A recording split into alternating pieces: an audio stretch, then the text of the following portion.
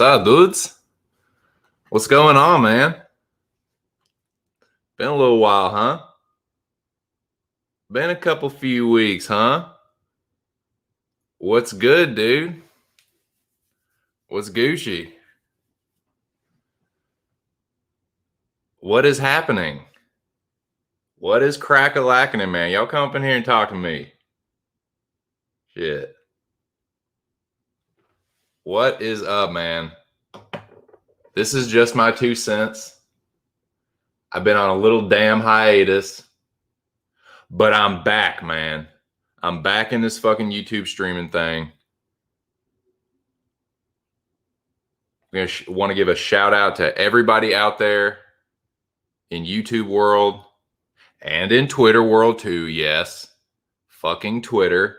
Hope y'all are doing well out there. Twitter fam. YouTube fam. I hope y'all are good, man. I hope all my peoples out there is good. I hope y'all are doing well. I hope you're having a good Sunday. I hope you've been having a good weekend. Hope you've been having a good life. But nah, man, I wanted to get on here and stream. I got a lot of shit to say. We're going to talk about UFC 265. We're going to talk about Mr. Arkansas's Mecca. Shout out to Mr. Arkansas. If you're not subscribed to Mr. Arkansas and you're saying this Mecca, like what the fuck? Like Mecca? Like in the fucking, no. Not like the Mecca that people that Muslims make a pilgrimage to. I'm talking about Mr. Arkansas's Mecca. I'm talking about the most challenging mental and psychological competition that exists on the face of this fucking earth.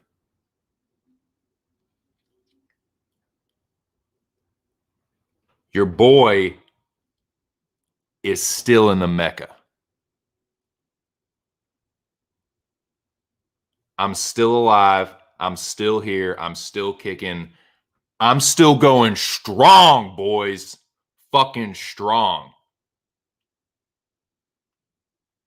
Deep in this fucking Mecca, dude. I'm going to talk about it. Talk about what happened this week with UFC 265 and the Mecca. I kind of tried to separate it last time. Like, well, I'll talk about the fights first, then I'll talk about them. But just kind of, I'm just going to blend it all together, man. Go through the fights. Talk about kind of what happened on the Mecca side of it. And we'll just see how it goes, man. But I hope y'all are doing well. We'll give it just a few minutes. But yeah.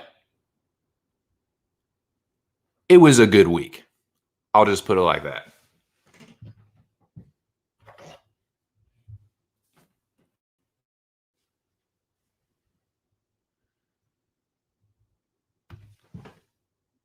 Howdy, pard. What's up, partner? Bo motherfucking Jackson. How are you doing, my friend? Yeah, we're definitely going to talk about some Bo Jackson today. Yeah, you definitely going to hear the fucking words Bo Jackson come out of my mouth today. Bet your ass on that.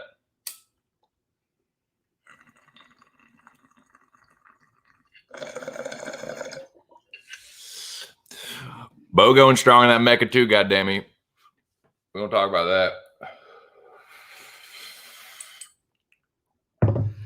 We're going to talk about Bo.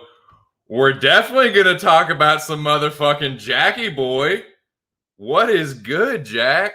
What is good with you, my friend? We're definitely going to talk about some fucking Jack attack. Better believe that. Yeah, man. Y'all come up in here, smoke one, drink some, kick back. Hope y'all are having a good Sunday, man. I hope y'all are doing good. I know Jackie and Bo are doing good. I know that. But shit. Let's just get right into it. We got 5 people in the building. Shout out to you guys. Hope you're doing good. This is just my 2 cents. We're about to talk about UFC 265 / Mr. Arkansas's Mecca Week 5, Season 4. Let's fucking do it. Let's do it, man. Without further fucking ado.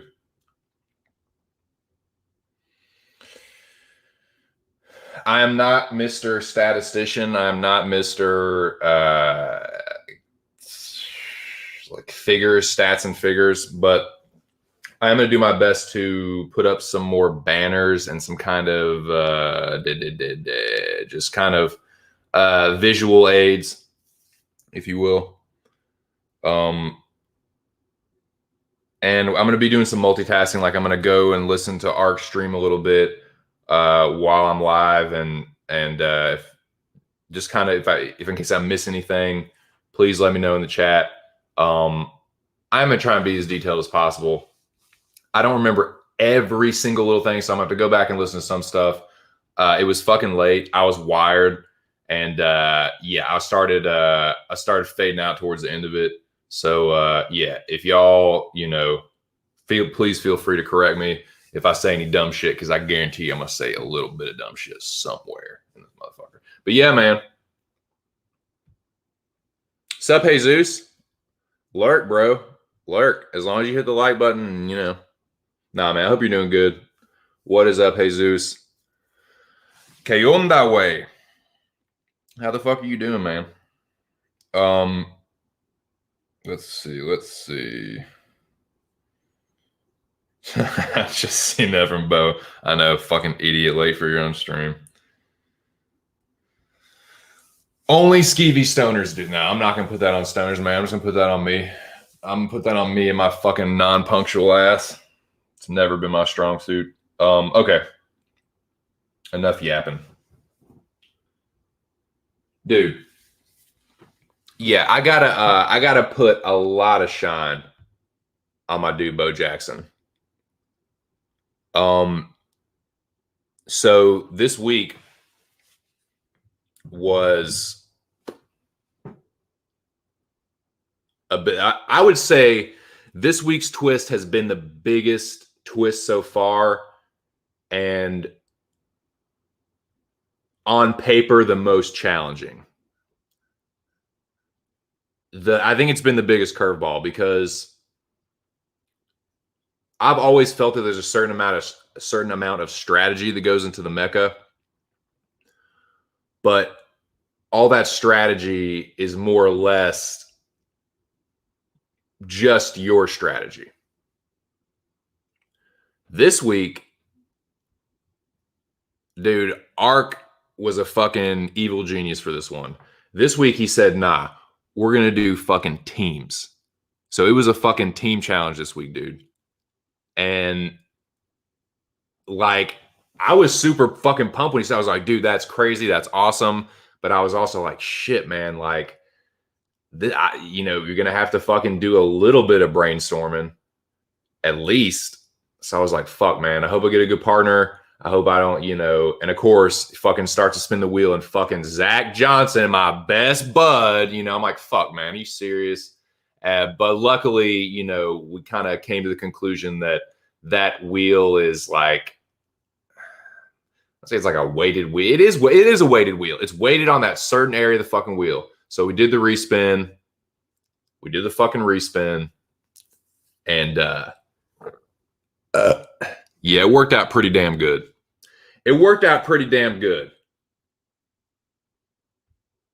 Appreciate that, Jesus. Appreciate that, man. Oh, dude. You want to talk about fucking sticking with your gut? God damn. Yeah, I'm gonna have to fall on a couple grenades, man, because yeah, we'll get into it. But let's see about this. Mecca's a fun time when those picks lock and everyone's picks get revealed. That tickles my pickle. It fucking tickles my pickle as well, Bo. Yeah, dude. And hey, what's it gonna fucking be this week, dude? You know what I'm saying? Like, what's fucking Ark's crazy ass gonna hit us with this week, dude? I can't fucking wait, man. But yeah. I mean, most everybody that's going to come to this stream already knows what happened, so it's not like it's a fucking, I'm giving you any cliffhangers here, but I just want to give you my fucking 2 cents on it. So it was team week. When I heard that, I'm like, fuck, man. I get Zach Johnson. I'm like, oh, I said it on Arc stream, dude. No matter who I get, we're fucking winning. We're fucking surviving. We're going to work together. No matter who it is, even if it's motherfucking Zach Johnson, sure enough, that's who I get. But that wheel is bullshit. That one fucking wheel, yeah, fuck that thing. But yeah, we reset, and yeah, it was fucking destiny, man. Got that man right there as my teammate, motherfucking Bo Jackson. And yeah, I'm gonna throw some serious shine on Bo today, man. I'm gonna throw some serious shine on that dude because yeah, uh, excellent teammate. Fucking makes really fucking good gut picks, gut instinct reads, and I tell you what, Jack. If I hadn't have been such a fucking thick skulled dummy and listened to Bo a little bit more, we would have fucking gotten higher power. You bet your sweet ass on that. You just hear that. Hear my words, sir. Yeah, man. But Bo is a fucking really good predictor, man. He has really good gut instincts with these fights, and when he studies tape, he makes good reads. So yeah, let me first say that. But yeah, we're gonna go through these fights, and yeah, I mean, they say the game is to be sold, not to be told.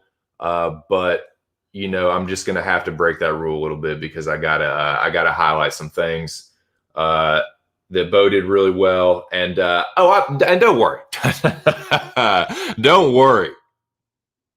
Your boy had some good gut reads too, and you better fucking believe that I am going to GLOAT about that shit. Don't you fucking worry about that. But yeah, Bo fucking killed it this week, man. And if I'd listened to Bo just a little bit more in some of these spots, man, we'd have fucking gotten higher power. But yeah, man. Hey, speaking of higher power, speaking of higher power, speaking of higher power. I'm dragging that out because I'm just a terrible multitasker.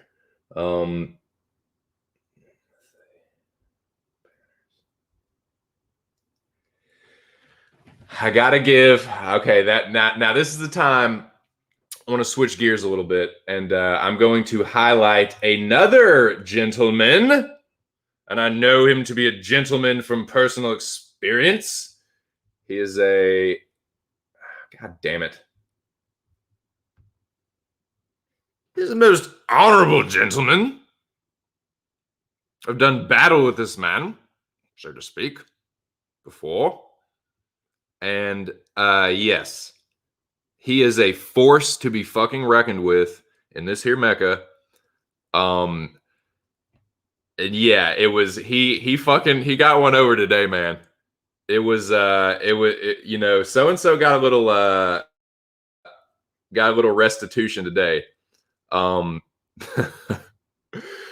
Jack, you fucking rotten bastard. Hey, dude, well done, man. Well done. You know what I'm about to say, man. And yeah, dude. All I can say is I'm glad I played Jack last week and not this week. Because that would have been fucked.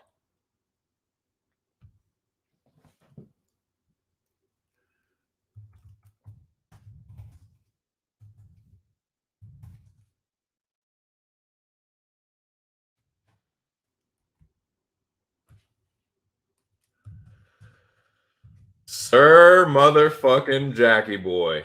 I tell y'all, man, y'all think I'm bullshitting, but dude, Jack is a fucking. First of all, he's a really, really good predictor. Super. I've always said this about Jack. He is super fucking consistent. When you see Jack have a bad week, it's the exception. It's not the rule. Jack is super consistent. And every now and then, Jackie just decides to go full fucking retard and just fuck everything up, dude.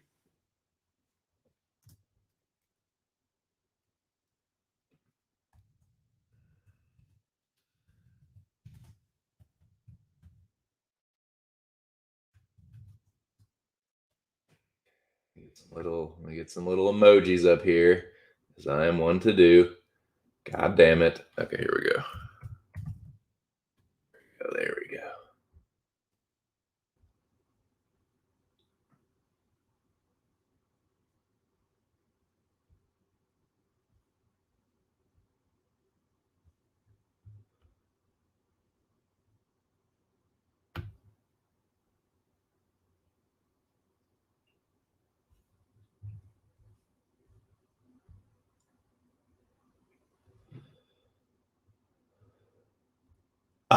Oh, I got some crow to eat. Oh, I definitely got some crow to eat.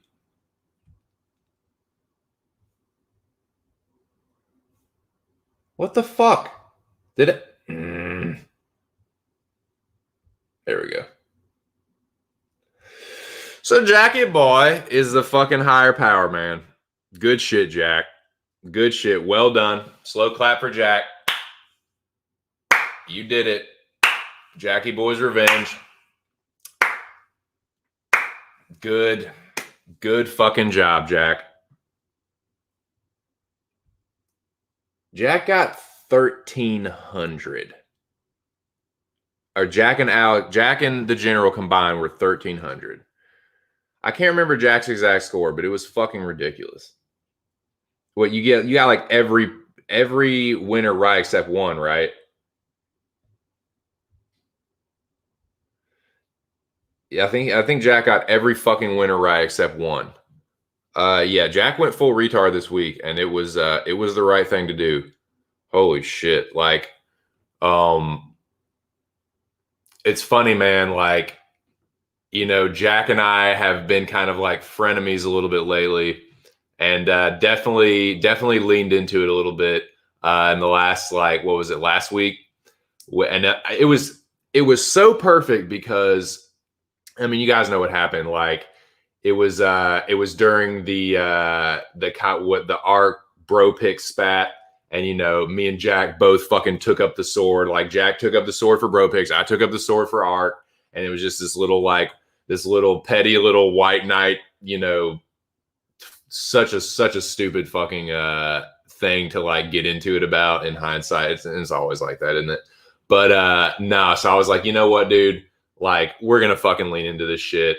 We're gonna have a little fucking white knight joust, and it was the most. It was just perfect because it was such an embarrassing sight. Like, it was pathetic. Like, neither one of us cracked 200.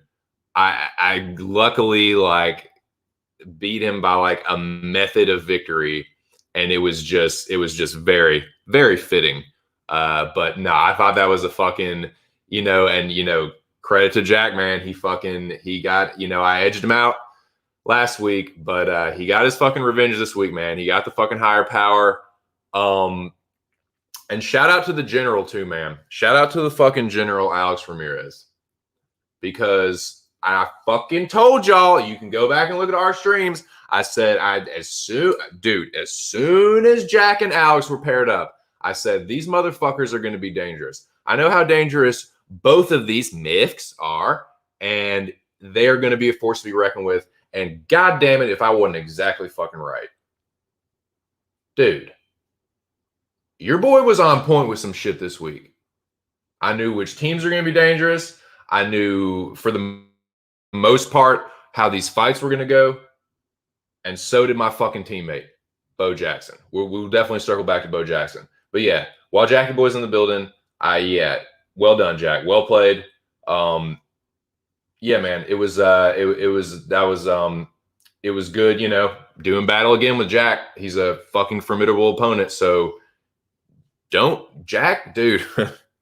He's done it all in the Mecca too, man. He's a fucking dead man. He's a fucking British dead man. Like, he's hard to kill when he gets into the bottom, and I'm telling you, he will go full retard strength on you and just rip you limb from fucking limb if you're not careful. So yeah, good shit, Jack. Well done. Well played. Yeah. Where are we? God damn, 11-2. Yeah, full retard.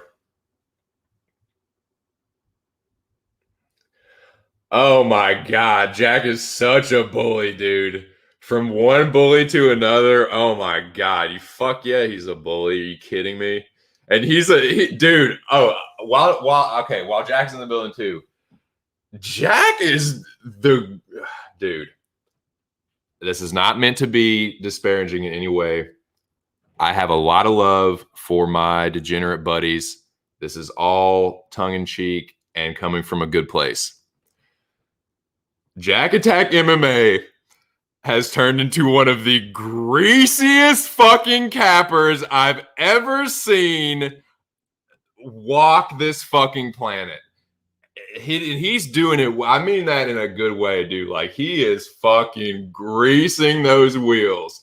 He's fucking giving out disinformation. He's fucking like getting sneaky little fucking like props and shit, hitting these fucking parlays.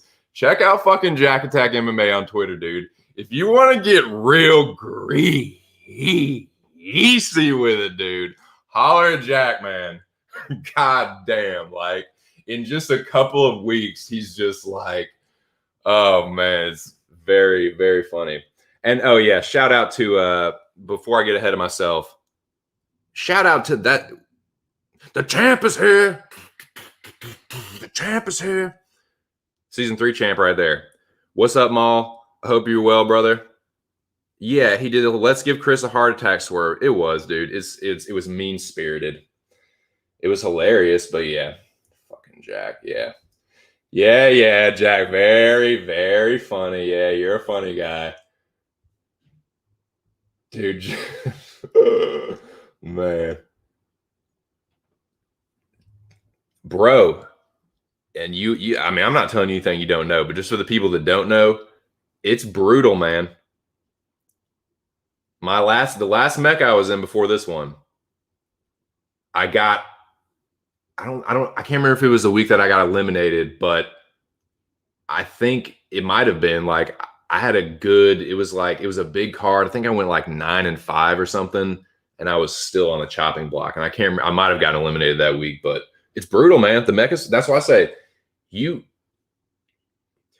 in order to ensure your survival, like, you can still survive if you're crafty enough, if you have enough veteran savvy, if you have enough social game around here, you can survive with so-so picks or good picks. But in order to ensure your survival, you have got to fucking put up a strong performance. You just have to.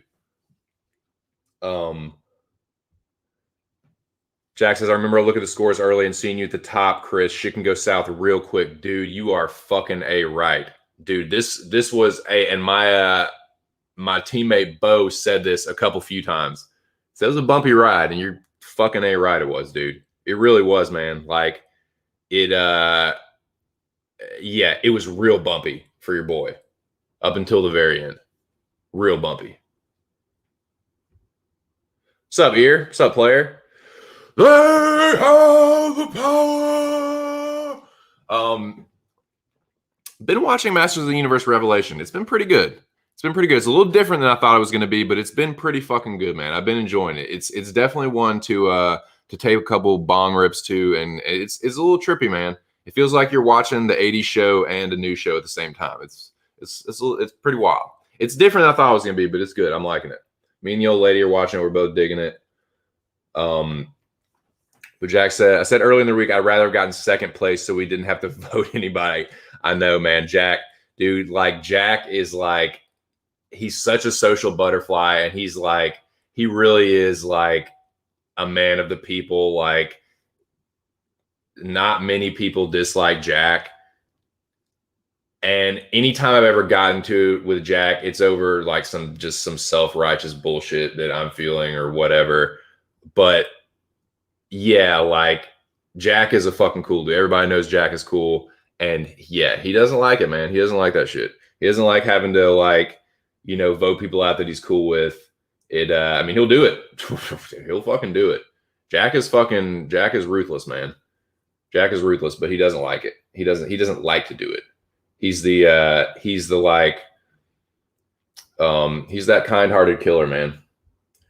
Oh, dude. Like, fucking Bubbles, like, greasy, dude. Ask about him, dude. Ask about that. Oh, what is it? That fucking ROI. That you do, man. You need a greasy myth belt.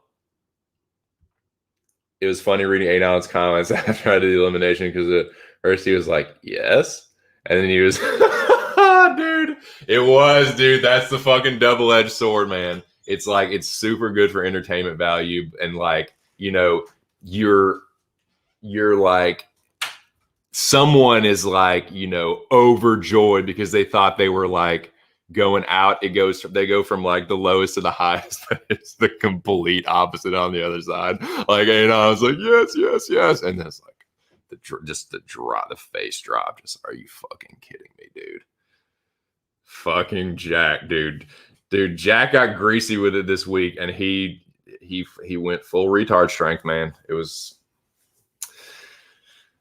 Jackie fucker. Good job, man. That was good. That was a fucking good one this week, man. Well done. Well done to the higher power, Jackie. Salute. The queen is in the building. I'm gonna bring her up a little bit later because I heard rumblings of an NFL Mecca. That's the point in Arc stream last night that I was starting to fade to black. So yeah, but yeah, I'm gonna bring her up at some point later on. But yeah, man. Well, let's get into this, man. We talked about Jack just being just the greasiest fucking capper around. Oh, man.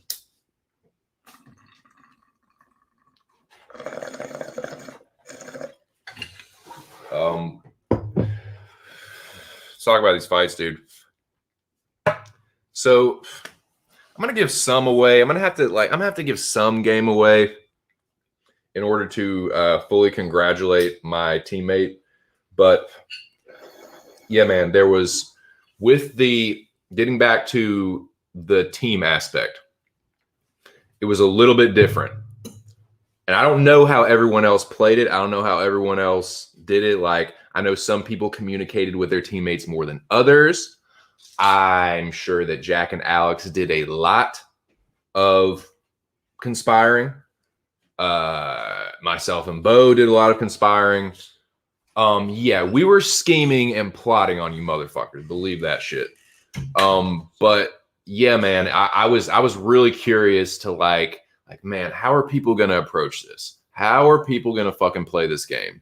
Because it's different, man. There's a lot of strategy that goes into it just with your own picks, but like now you have to think about the entire field more than you do usually. That's what it came down to me. Like, when my overall thought process of this week, like, I was thinking a lot more about, okay, how are these, I was playing like poker. Like, I'm not playing necessarily like what I have. I'm playing what I think what these other motherfuckers have, with the ones that I was kind of like 50-50 or unsure about.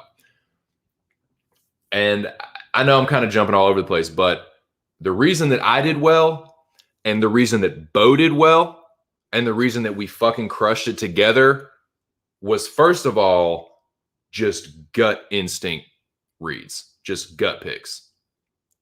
Bo knew who he wanted to win. He knew who was going to win in the big spots confidently, and so did I. Like, there was a few where, and there were ones that ended up getting it done, where we were just like, nope, this is like, and a lot of them were just the same.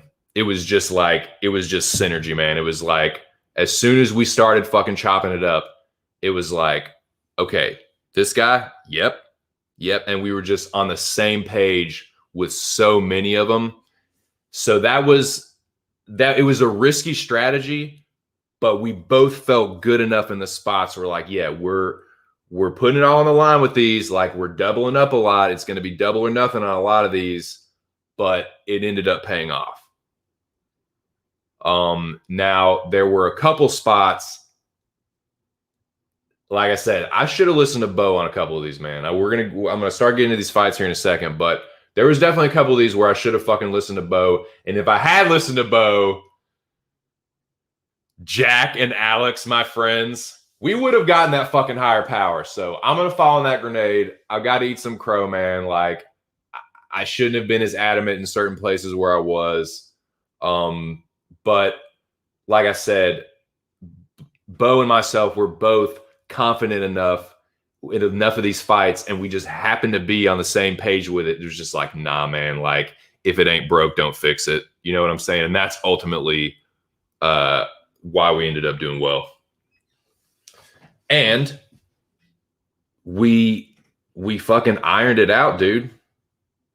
In the places where like we're like, okay, we went back and forth, revisited it.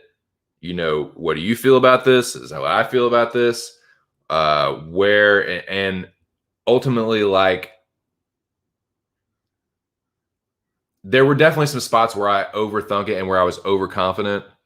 But ultimately, like, and I'll get into it, but yeah, it was a combination of just being on the same page with these just knee jerk, like, you know, just feeling though, man, like this is gonna happen. That was a big part of it, and just trusting each other in a couple spots, and I'll tell you where that happened too. I know I'm kind of giving up the game here, but I got to do it, man. Like, yeah, Bo and your boy crushed it this week. Let's get into the first fight, shall we? Shout out to the 8 people in the building. We've been holding about 7, 8 strong, and that is thanks to each and every one of y'all. I truly appreciate it. You know, it's such a fucking like cliche, like, you know, make sure you subscribe, make sure you smash the like button. But dude, smashing the like button or the dislike button, whatever, definitely helps a little bitty old channel like mine. Leaving comments helps, even if it's just whatever, dude. Like, good shit, fuck you, like whatever. Yeah, I appreciate it though. But I appreciate y'all being here, man. I love talking about this shit. I love watching motherfuckers beat the shit out of each other and then talking about it. Yeah, dude. Okay, man. Here we go. Johnny Munoz versus Jamie Simmons. Johnny Munoz versus Jamie Simmons. Bo and I were on the fucking same page with this shit, and we both were on the sub. And this is one, I know this is going to sound crazy. You know, my God damn, I'm breaking like every fucking rule. Like, the game is to be sold, not to be told. Just remember that. Do as I say, not as I do. But this is one I was really confident that Munoz was going to get the sub, but I didn't really know which round. So I asked my wife. My wife is very spiritual, and I asked her to ask her, like, I was like, what does the spirit say about this? What does your spirit team or whatever say about this? I said 1 or 2. 1 or 2. She said spirit saying 2. I said, all right, that's what I'm rocking with. In the back of my head, I'm like, man, is he just gonna sub this dude in 1? No, I'm just gonna go with it. So that is, if you want a little secret, that's why I stuck with Munoz in round 2.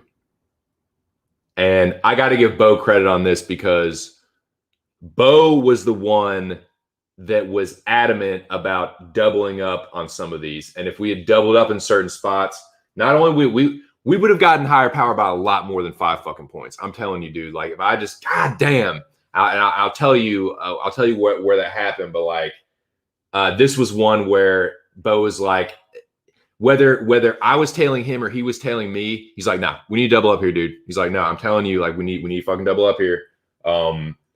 And there was one spot where I'm glad that we didn't, that I just had like just a gut read about, just something was telling me, and that ended up working out. But this one here, he was like, nah, like round 2.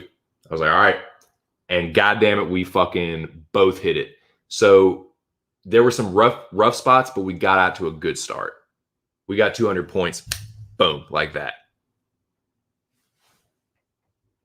Appreciate it, Jose Ramirez. So yeah, that was we did good there, and good on Bo for wanting to double up there.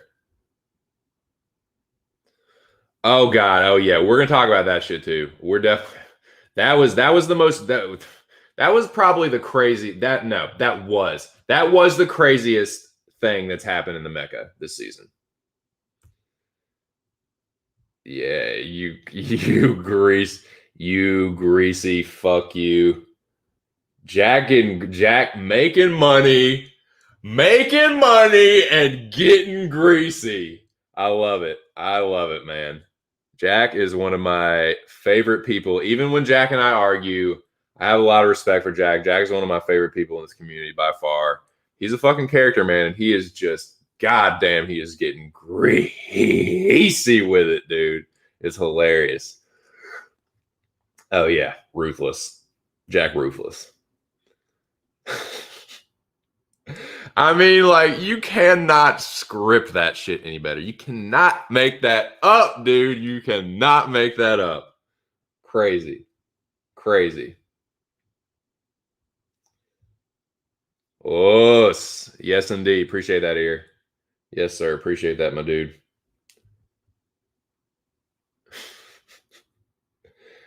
Yeah. Difficult picking up the reasons, staying on the same. Yeah, we did, dude. We stayed disciplined. We stayed disciplined.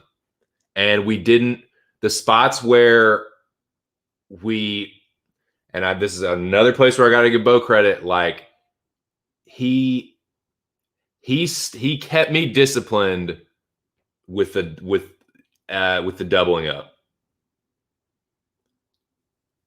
His instincts on that were well founded.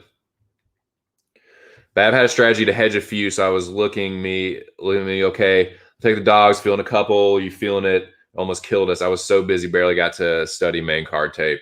Yeah, I feel you, man, dude. People like, dude, most of y'all are working men. You got shit going on every fucking day. You got families, and you're out there busting your ass, dude. So, like, yeah, I get it, man. I get it.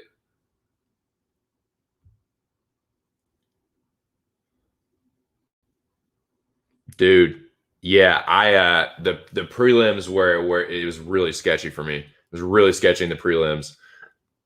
I didn't want to lose hope, but it was looking grim a couple times.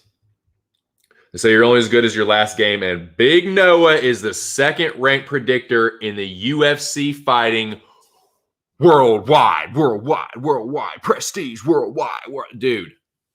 Yeah, thank you, irregardless. Big shout out to my dude, the homie Noah Allen, killing the game. He is with us in spirit in the Mecca. He is known as the Mecca Cooler, but outside of the Mecca, dude, it's like it's his kryptonite or something, dude. It really is, because, dude, Noah's not a bad predictor at all, man. He's really not. But it's just something about the Mecca. It's like, I don't think it's the pressure. I just think it's just it's just some weird shit. Like, the universe just aligns against him in the Mecca, dude. It's just like, it's so weird. It's so weird. Because, yeah, like, Noah will be like, yep, not in the Mecca, but fucking killed it this week. I'm like, God damn, dude. Like, it's the Mecca, man. I'm telling you, dude. I'm telling you. It is the laws of physics aren't obeyed. The space-time continuum, it does not operate as it normally should. It doesn't function properly. Shit just happens. It's total fucking chaos in there, boys. Right in the middle, you can see the fucking scrapes and scars and close calls all over that fucking helmet. Proof positive that this fucking Mecca is brutal. I shouldn't even. I died. I died this season. I was killed this season and resurrected through the power of the fucking Mecca. And, dude, it's crazy. I beat Jack last week, and Jack made it through and fucking got higher power this week. Nar. Fucking nar. But yeah, hey, shout out to Noah Allen, man. Definitely want to give Noah some credit there. Noah crushed it. I think he made some money. I think he made some good money this week, too.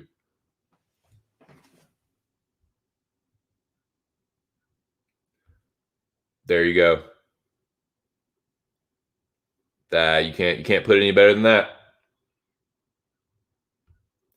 Oh, and dude, Maul, yeah, that fucking helmet is money, dude. I'm really glad I got to see that. That was a fucking beautiful sight. Warmed my fucking heart. Warmed my fucking cold heart, I'll tell you what. And yeah, that was good shit, man. That was yeah, good shit, homie. Noah got the bright lights Donaldson. Dude, I guess so, man. Like, I don't know, because he's just an unlucky motherfucker in that Mecca, man. I don't know what it is, dude. Homie just gets the worst fucking luck in that thing. Crazy. When it comes to the Mecca, it vexes him. He's terribly vexed. Fucking hexed is more like it. Jesus Christ.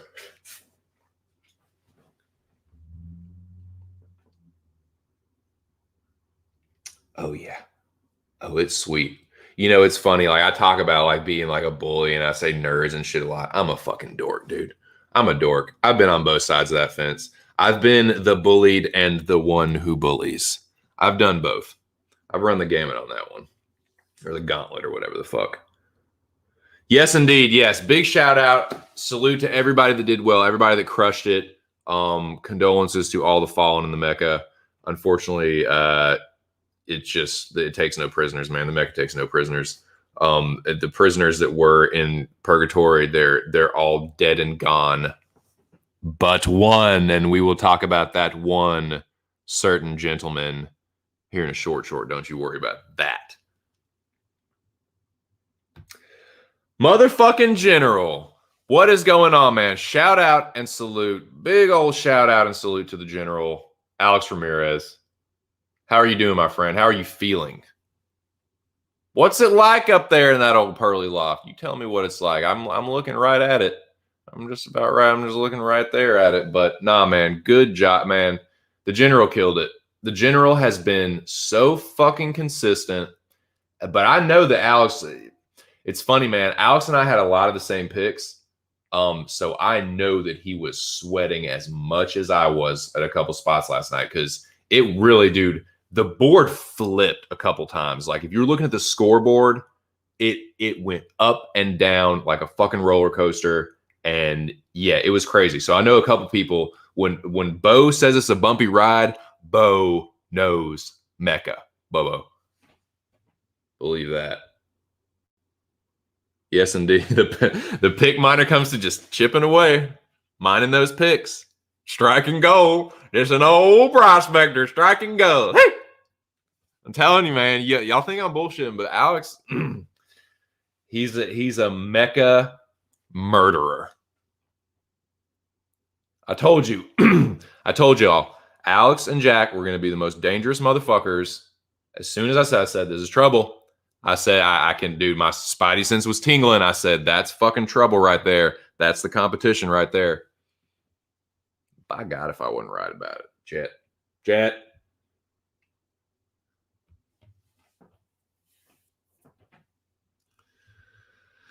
Yes, indeed. Just chipping away. Just swinging that pick. Well, I tell you what, though, you don't want to see me with a pick in my hands. You put a pick in my hands. You put a mattock in my hands. You put a fucking spade. You put a shovel in my hands. I will fuck some dirt up. I will dig you a hole halfway to fucking China. Test my fucking gangster on digging a fucking hole. Yeah, I'm fucking talking shit today, man. I'm talking shit today, man. Yeah, that's what I did. That's what I did. I'm a shiftless layabout now, but you better believe I know there's some people out there that could not hang on my fucking crew. I'll work your fucking dick in the dirt, Bobo. I'll dig you a hole halfway to fucking Beijing.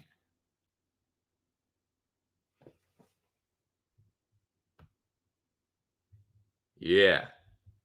He's feeling it. Nah, man, I'm really fucking stoned. I got some fucking good tree recently, dude. I got some really good tree, allegedly. But yeah, man, I hope y'all are doing good. Yeah, so yeah. What were we talking about? Yeah,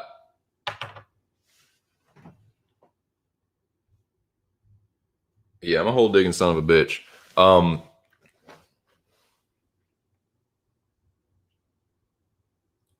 um, dude, I think I think what my favorite thing to swing is. Sorry, I'm just taking a little bit of a break here. I think the most satisfaction, it's a Maddox, dude, for me, because a pickaxe, you use a pickaxe when you're busting out rock. Like when you're digging a hole, this is just like landscaping, like landscape installation. When you're digging a hole, when you're using a pickaxe, is because you've hit a rock or you've hit like a big ass root and you're kind of chipping around it. The Maddox is just when you got a bunch of dirt and you got to bust it up. And I think that's the most satisfying thing when you don't, and people like take the crazy, they swing it like they're swinging a fucking axe chopping wood. Like you don't have to take a huge swing on it. You just raise it up and drive that motherfucker. I think that's the most satisfying thing to swing. Shoveling is you break your back doing that shit, but like Matic, I think that just swinging that fucking Matic, however you pronounce it, I think it's the best.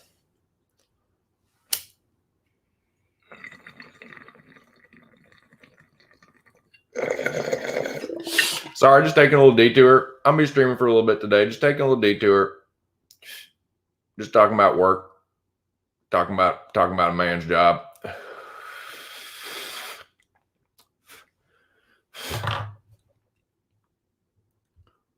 Oh yes. Is that a baguette, Jack? Is that some fucking is that some kind of French bread, some kind of French baked good?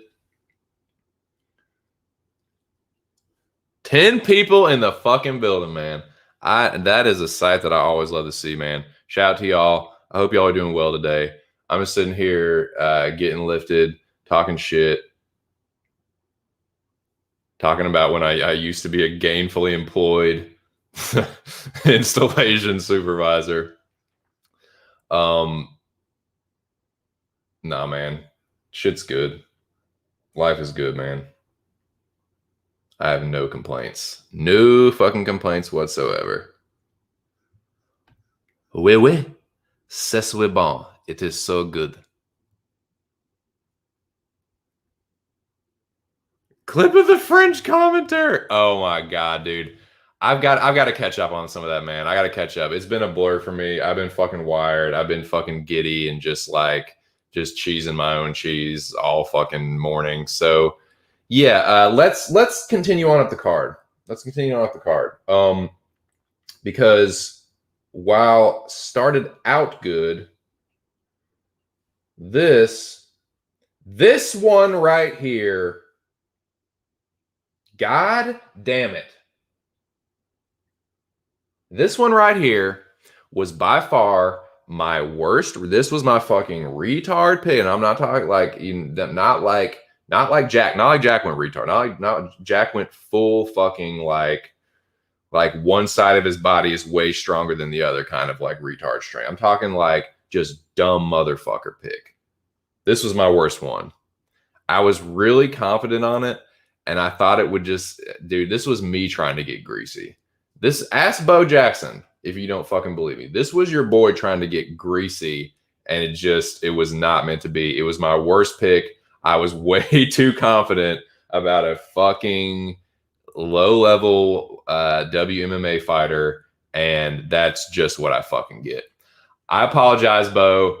Your trepidation on that one was well-founded. You're like, dude, Gatto's got like a 5-inch. Like Gatto's like, dude, I don't know. And I was like, nah, dude.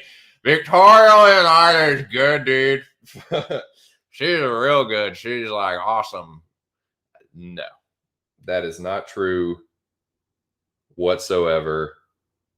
Fuck me on that one. Like, why? Why was I so fucking confident on some Victoria Leonardo woman? Like, just so fucking stupid.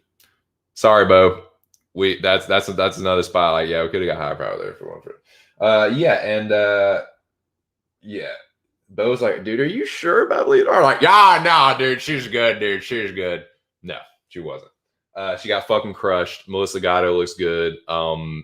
It's one of those things. Like, I'm not gonna sit here and be like, well, you never know what could happen. Like, no, she had been out for 3 years. Like, and she's young. Should have known it, because like it's like, dude, you can definitely make improvements. Like, in that amount of time being that young, oh yeah. So she showed those improvements. Fucking crush Leonardo. Yeah, what the fuck was I thinking? Yeah, like, sorry, Bo. Sorry, Bobo. Man, hey, the greasy capper has spoken, man. Did you hit that? Did you hit that, Jack? You fucking greaseball, you. I'm sure you probably did. Knowing you, everything you touched turned to fucking greasy capper gold. So I'm sure I'm sure you were all over that. Oh yeah, no, yeah, of course you did. Of course you did. Even though a lot of people were on Leonardo, I think people that she got unlucky in her debut really, yeah. She caught Hackett before Hackett, like she caught Hackett as a fucking greenhorn. Like, what, Hackett had like 3 fights or something, dude. Broke her arm. It's not like she was doing okay. But and yeah, that's, man. Shout out to Moyes, man. I think Moyes was the one that put out that picture, like broke, like the broken arm. She broke her arm in the Firo fight. And yeah, I think what was it, after the first round, she was like, my arm is fucked. And she was like, I can fight through it, but I can't use it. It's like, all right, well, then you're done. Like, man, were people able to live bet Gatto by stoppage after that, after they heard that? Like, I don't know how those betting sites work. Like, if they're on it that much, like, I don't know. I don't know how all that line movement and shit works, but dude, I was too. I was so, God, I was fucking dumb for that, man. Fuck that. That shit. She did. She looked good. She looked great. Okay. Here we go. Bo knows Mecca with Miles Johns. Bo knows Miles Johns. This right here kept this one right here pretty much completely erased the Leonardo thing. That Leonardo nightmare. This right here, and this is 100% on Bo Jackson. Because this is where Bo had a gut read and he said, nope, I'm telling you, dude, this is going to happen.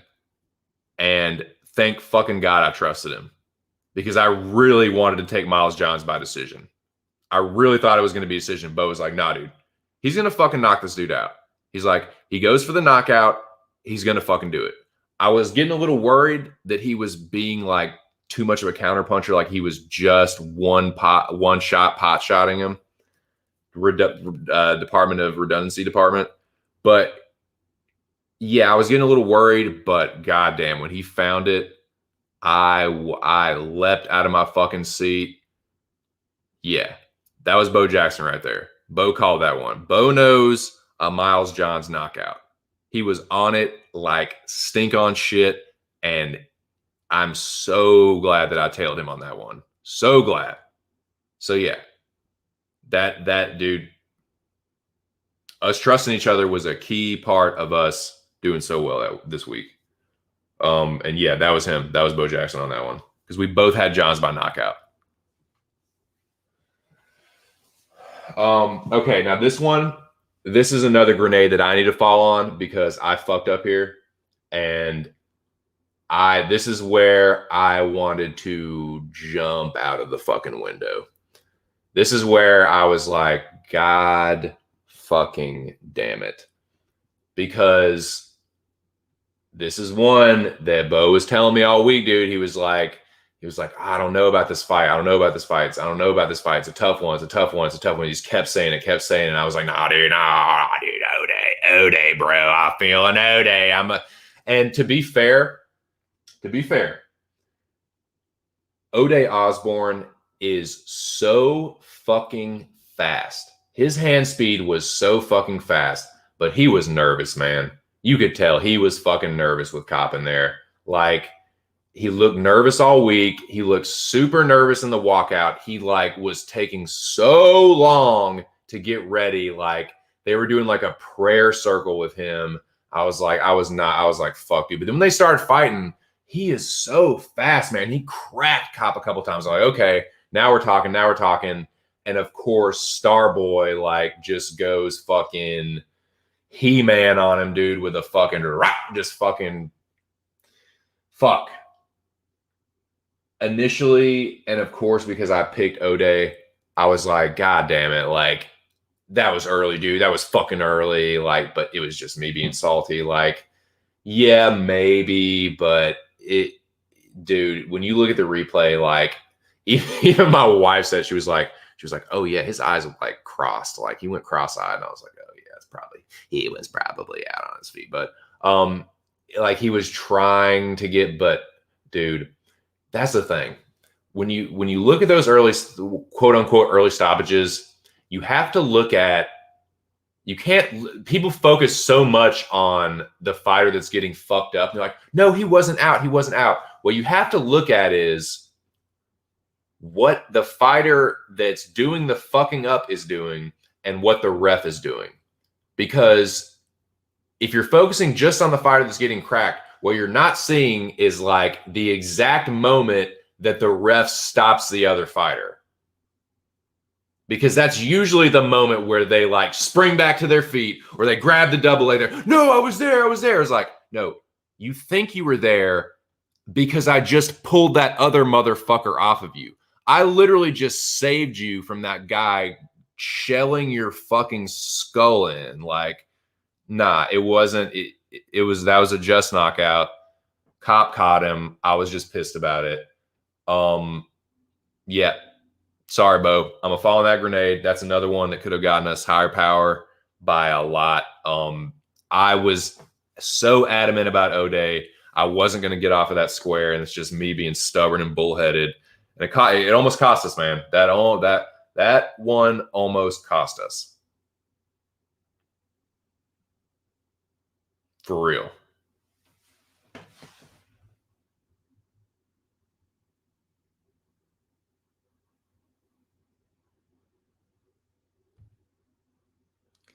Gatto has Marina Rodriguez type frame, but with Julia Avila muscle definition. Yeah, that's a good little hybrid analogy combination there, Jackie boy. Gatto looks good, but I need a woman with a bit more meat on them bones, i.e. Jojua. I ain't mad at that, Bobo. I prefer a woman that's a little bit healthier myself. For sure. I still think it was a bad read. He wasn't going for the finish. Nah, I feel you, dude. I was getting a little nervous. I was like, John's like, come on, dude. Like, this guy is so hittable. He's good. I think he was trying to be like too perfect with it. Like, and he ended up hitting the perfect shot, but like he was trying to like just Superman his ass. Like, just one, I will find the power of Krypton in this one fucking shot. And like, but yeah, I mean, Johns, dude, if he like sticks behind his jab more, and like I think even DC said it, like a double jab right hand, dude, the jab, you can fuck people off with the jab because you fuck their timing up, dude. You fuck the timing up with their defense. If they do the same thing, if they do the same kind of defensive like thing, you can fucking time the hook off of that. You can feint. You can time the hook off the jab feint. You can fucking feint and then just jab, double jab. I'm sorry, I'm getting off topic. But yeah, jab. When in doubt, throw the jab. I saw so many fights where it's like, dude, if you were just fucking throwing a jab out there, you would fucking starch this fool. But credit to Johns, man. Your boy can crack. Good shit, Bo. Your boy Miles Johns can fucking crack. And I thought like it was weird with that Natividad knockout. Like, and it's I will play devil's advocate here because he was holding his glove. Like I don't know if he was doing it on purpose, but like he had a hold of his glove. Natividad was trying to pull away, so he had him there. But dude, the Miles Johns power, and I'm not trying to totally discredit that win. Like he caught Natividad for sure. But that was a weird one. So I was like, that one was kind of like, oh yeah, Natividad is a little chinny. Like that was kind of a weird like ending. So I didn't know how to feel. I was like, oh, I'm probably thinking decision. But Bo was like, nope, he's knocking him out. I was like, all right. And dude, I'm so glad. So glad. Thank you, Bo. I'm so glad I trusted you on that one. That was good shit, man. That one completely erased that fucking Leonardo nightmare. Yeah, I was gonna call that one too. Yeah, it might be Rogan. He might be another one of those Rogan guys that Rogan just won't shut the fuck up about. That where Joe lets his personal like fighters that he personally. Joe doesn't realize what an influence he is. He doesn't realize that like that's always been my problem with Rogan. He thinks he has this glib way of being like, oh, I just said this. Just come on. What's the big deal? Like it's like, Joe, do you not realize how many people worship the fucking ground you walk on and will literally get in lockstep with every fucking syllable that you utter, dude? Joe, your words have power. And when you say things about some of these fighters, people get in there, oh, dude, Rogan said it, dude. Like, he might be something like, trust me, I know I've fallen into that trap 7,486 times, dude. Trust me. But it might have been one of those. Dos Santos might have been one of those cases. I can't really remember. Yeah. Nice, dude. Nice. Good shit, Maul. Fuck yeah. Hey, well done and well done to you, sir. Well done, man. Generally, you've been fucking killing it, man. I knew that y'all were gonna be fucking dangerous. Fuck yeah. Fuck yeah, dude. He came to fight. I like what he was fighting for my money, but like he was looking good. He's so fast, dude. He's so fast. But dude, Cop caught him. Cop caught him. Yeah. Good shit. Yeah, it was weird. I mean, I can understand it more with, and obviously the results are also, we have to take into consideration is that Ed Herman is so fucking tough, and Dos Santos he's tough. Don't get me wrong, he's very fucking tough, like physically tough, but durability wise, like you can lay the lumber on Ed Herman, and unless you just have like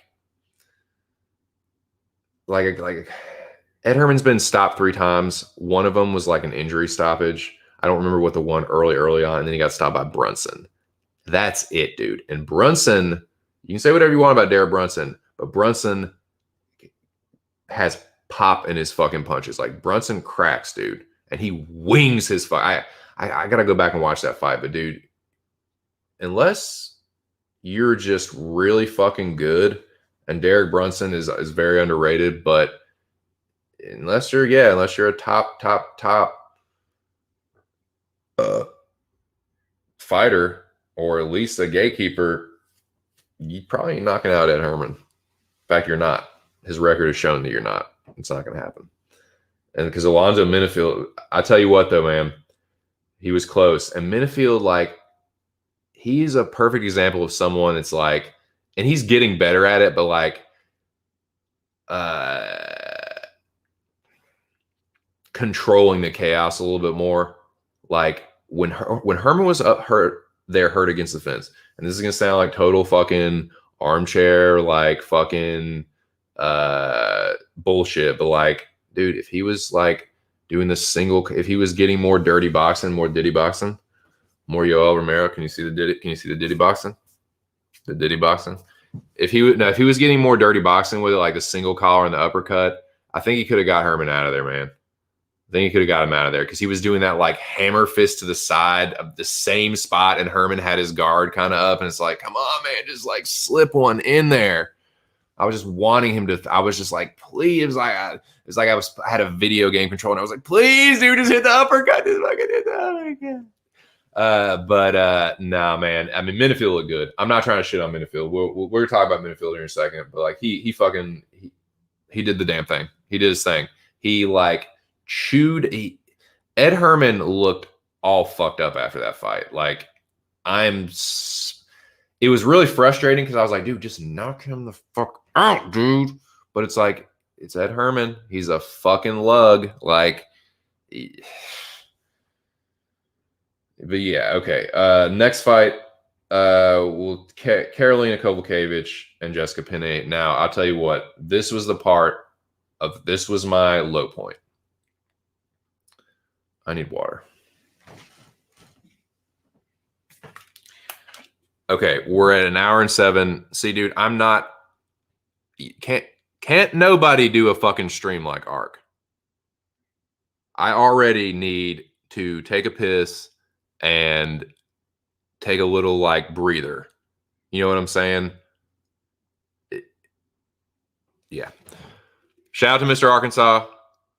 Shout out to everyone that has been, is, or will be in the Mecca. If you know, you know. Bo knows Mecca, and I know that he does. Peep game on that.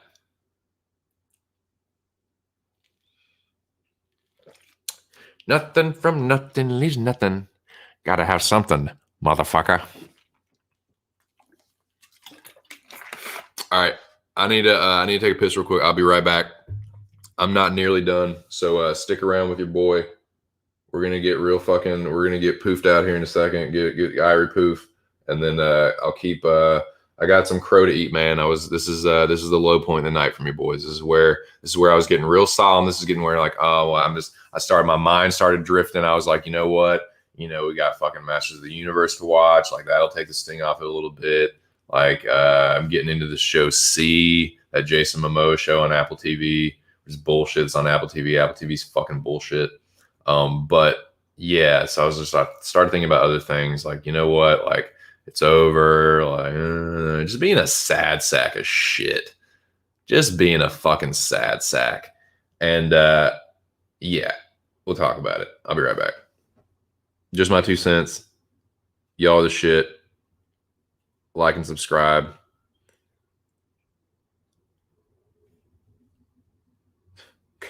You want to talk about sad? You want to fucking talk about sad? We don't talk about sad. I'll be right back. We're gonna talk about some fucking God Almighty.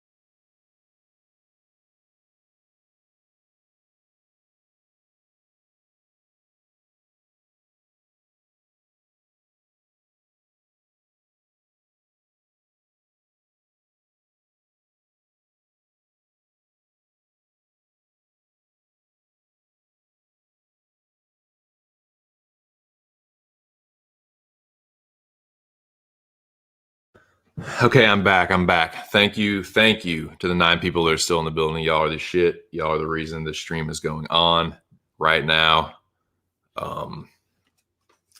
Yeah, man. This your boy was at a low point at this point in the card. Karolina Kowalkiewicz versus Jessica Penne.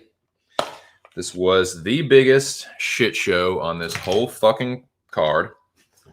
And it is always these fucking shit ass, fuck ass, low level ass women's MMA fights.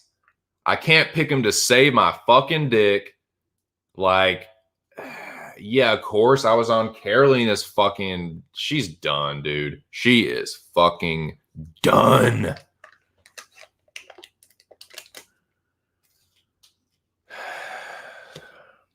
You want to know how I feel right now? It's frustrating.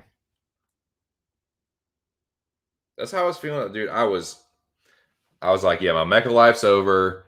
It's a wrap. Like, stick a fucking fork in me. I was like thinking about what I was gonna tell Bo. Like, dude, I was like, man, Bo's probably pissed right now. He's probably like, you like fucking idiot, took O-Day, wouldn't shut the fuck up about Victoria Leonardo, sorry ass. Like, I was like, okay, what am I gonna tell Bo? How am I gonna fucking like, you know, try and save my ass in the fucking like, you know, the bottom 3. This is what was going through my head at the time.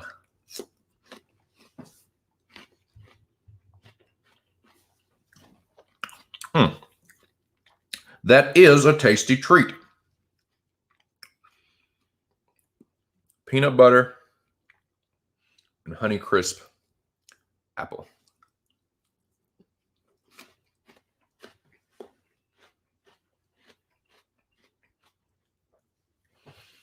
Yeah, Karolina versus Jessica Penne.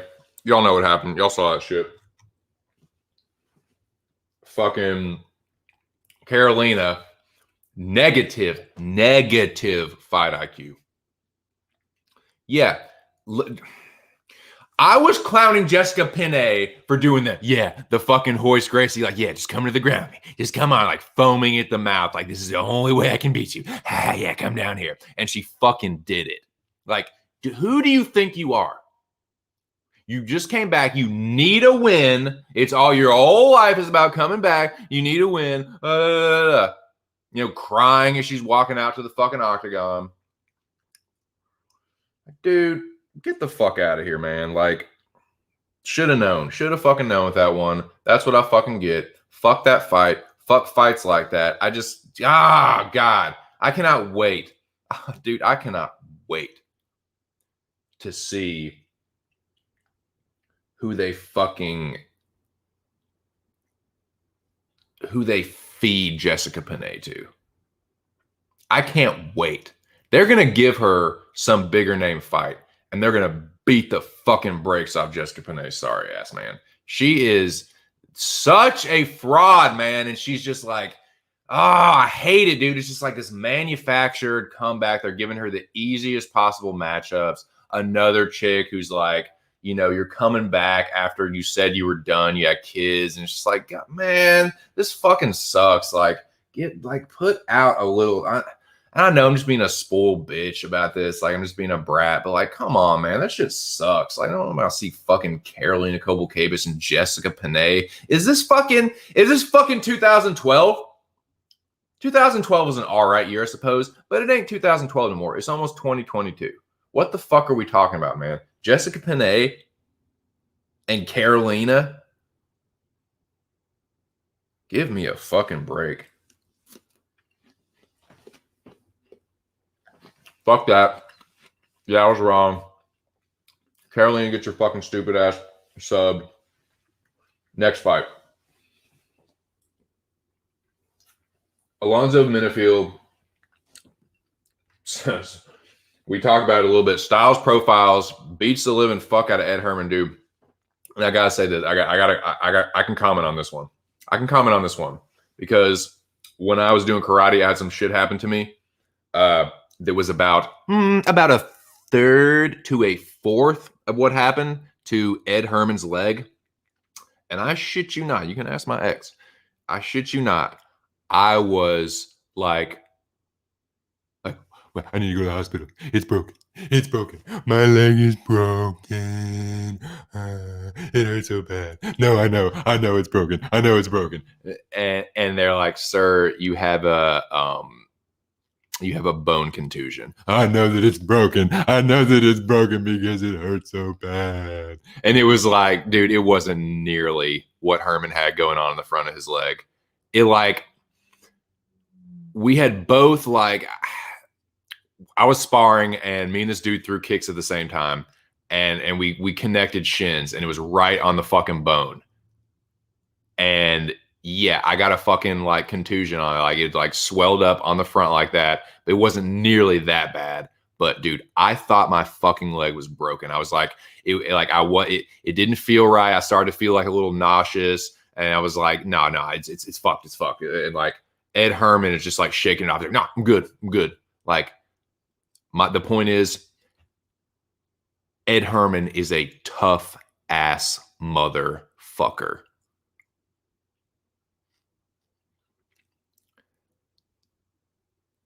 Ed Herman will strip the fucking bark off you and spread you over his fucking toast.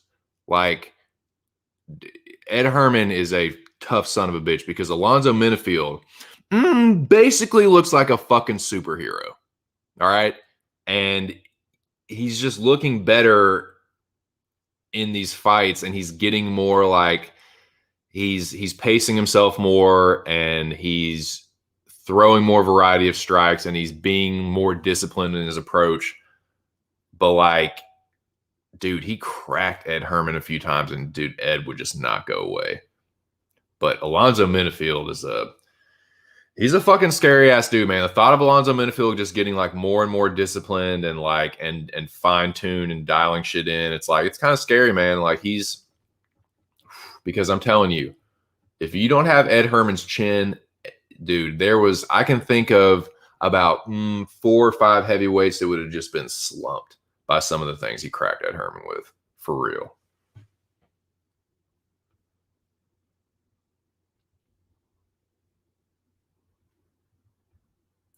Pretty much just went with everyone's picks on KK. Same. I thought Penne was like a joke. I was like, she is a fucking joke. Penne is a fucking joke. Carolina's just a bigger one. Carolina's just a fucking worse one.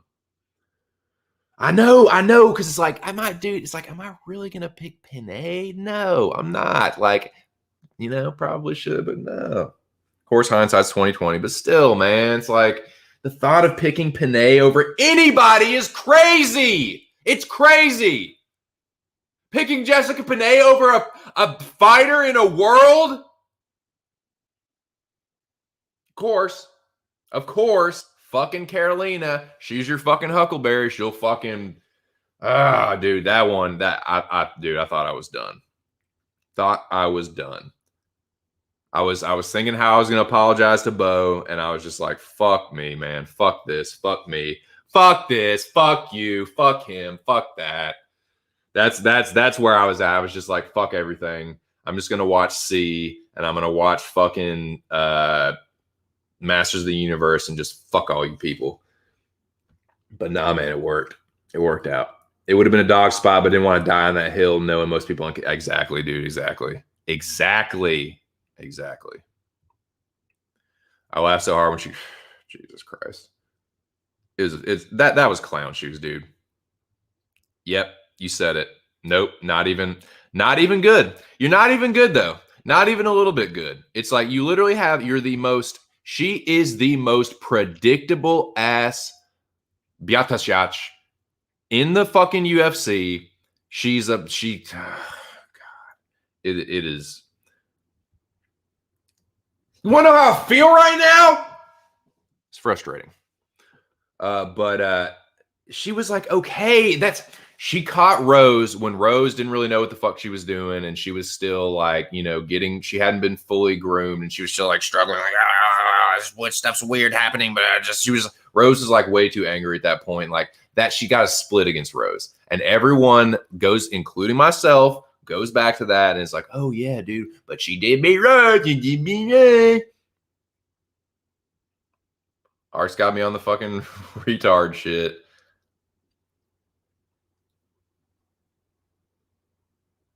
I can make you pick me.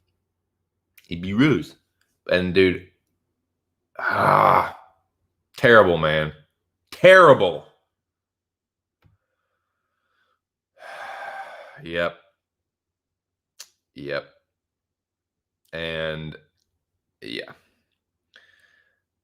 We'll definitely get to that one. We'll definitely get to that one because that is probably the biggest crow that I have. Excuse me. That's probably the biggest crow that I have to eat.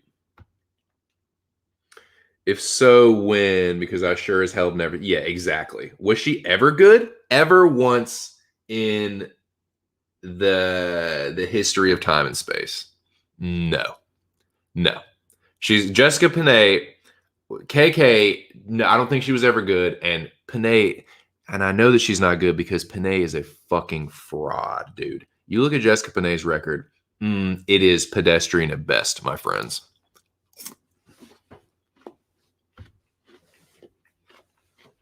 Tape don't lie. Shout out to BP.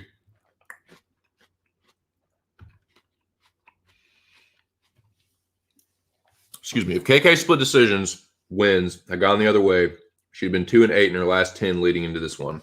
Seriously. And it's like you can tell now that they were pushing her on some of those because it's like, well, she's so pretty, like Poland, like Joanna, like we can piggyback off that, dude. They were really trying to push that Polish market at that point because that's what happens, man. And it's just kind of like, I guess it's kind of, I'm guessing, I don't fucking know anything about business, but I would assume that that's kind of the thing. It's like we're capitalizing on, you know, the regional market fad. Like, okay, if it's Poland, you got a Polish champion. Okay, who are some of the other Polish fighters? Like, can we get them? Like, you know, fight. You know, they'll fight each other, and you know, they'll fight. You know what I'm saying? Like, they'll push whoever they're expanding the market into. Naturally, it would seem. So that I can see why they were doing it, like why they wanted another like female Polish fighter like that. But you know, they were trying to make that some kind of thing. It's like, dude, no, like she ain't Joanna, dude. You can say whatever you want about Joanna Jędrzejczyk. Joanna Jędrzejczyk is a fucking legit champion. Carolina is a fucking jobber. And we're going to talk about some jobbers. Oh, don't you worry about that, my friends. We are going to get to some jobbers. We're going to get to some fucking jobbers. Don't worry about that. Yeah, give me a fucking, dude, break me off a piece of that Kit Kat bar. Fuck that. See, Kit Kat, you got free advertising from me. I don't even like Kit Kat that much.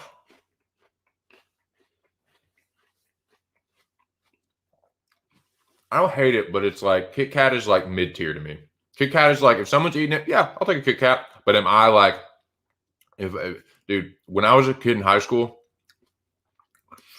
like, when I was a kid in high school, are you anything but a kid when you're in high school? 2 cents, you fucking idiot. When I was in high school and getting fucking crushed high, like so stoned after school, when I would go into the fucking convenience stores, I was never going after a Kit Kat. I'll put it like that. I'll just say that. I don't hate it. It's not trash, but it's mid-tier to me. It's just mids. Kit Kat is big mids. Last one, yeah. I'm reading the thing that's literally up there right now. Sorry. But man, this apple and this peanut butter and these apple slices are fucking everything right now. Okay, next fight.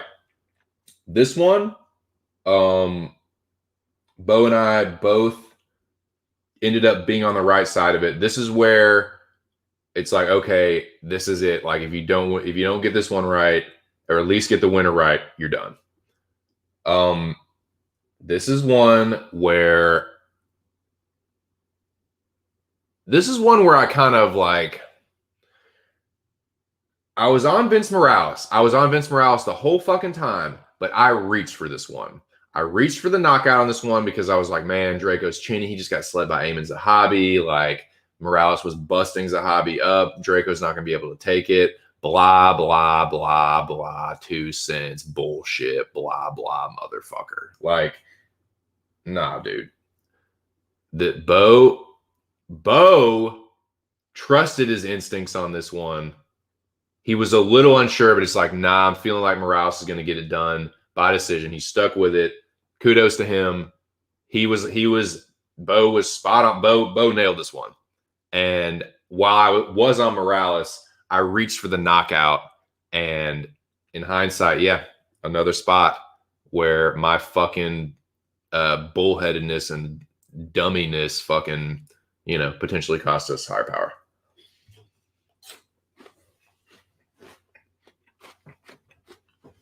But this is where the rubber was starting to meet the road.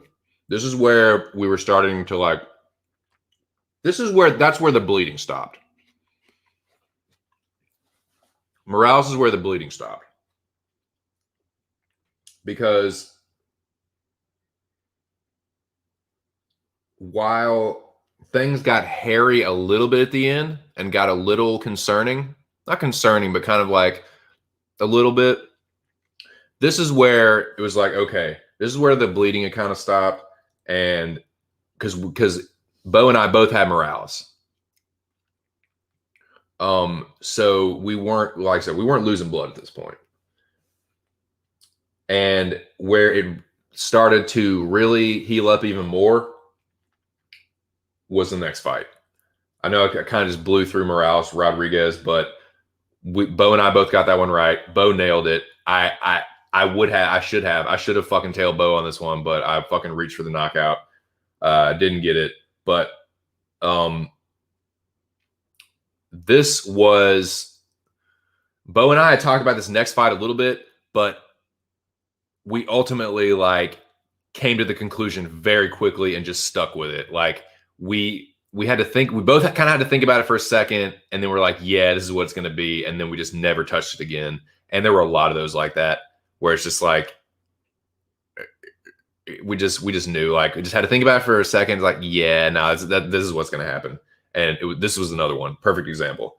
Rafael Fiziev is in a very entertaining fight with Bobby Green. That was, entertainment value wise, that was probably fight of the night for me, honestly. I was the most entertained by that fight. Bobby Green is a showman, and Fiziev is fucking crazy. Fiziev is a fucking, what do they say in England? He's a nutter. He's off his nutter. He is a wily son of a bitch.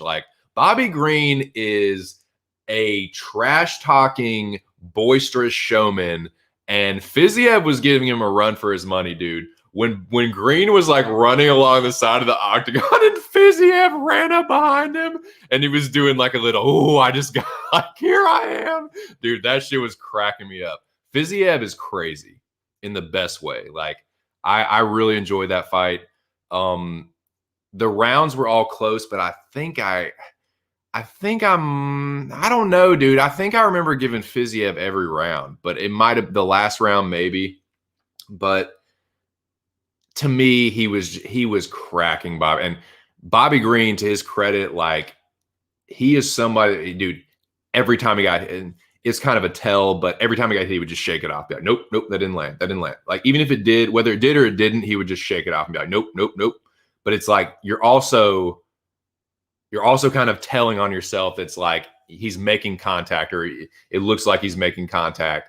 And a lot of the time he was that's just something that some fighters have, where they're you hit them and they're like, nope, didn't I think maybe it's you didn't hurt me, but it's it landed. And there were a couple times where he fucking hit him and he just got hurt and he was not able, there was one time, it was in the first or the second round, they were up against the fence and he cracked him and he like I thought he was about to knock him out. He like Green like bent over, like it looked like he was about to go.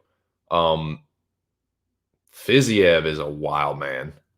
He's crazy, and like, dude, Bobby Green is able to like slip and roll with so many fucking punches that like he's been knocked out one time by Poirier. Bobby Green is a tough ass motherfucker. And like he's tough to knock out because he does roll with punches so well. And like he is a good fight. Like Bobby Green is one of the best like journeymen there's ever been. I don't even mean it in a bad way.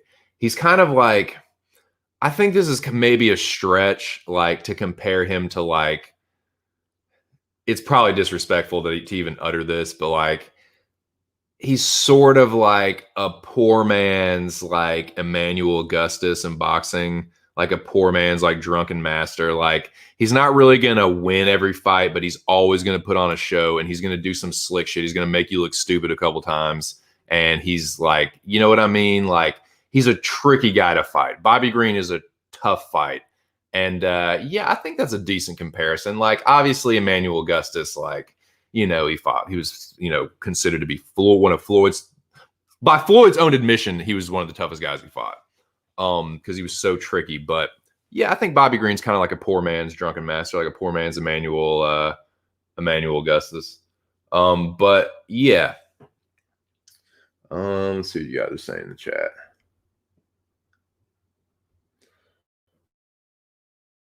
I initially had the decision locked in, but changed it to a second round KO. Dang. Yep. I think I did the same shit. I think it was second round KO for me as well. Judges got this one right. Yeah, he did. I was worried too because they kept fucking talking about, man, the commentary is so weird, dude. They're just make it so obvious who the bias is on. It doesn't always affect it. Like the judging was actually pretty fucking good. Like everyone always complains about judging. Like the judges got it right. To me, like everyone that went to decision, it was like they knew what they were fucking looking at. So maybe maybe there's no unified rules, or because it was the same guys. Chris Lee, Saul D'Amato, like the usual fucking suspects, man. And they fucking got it right. I don't know. Because I was bitching about that. I was like, of course, Texas, they're so fucking like cock strong and stubborn. Like, no, that's not the rules we have down here. That's not how we're going to do things around here. And I was so pissed. Like, man, of course, Texas, like they can't just adopt the new unified rules. But it's like that. They fucking got it. I felt like they got all these right.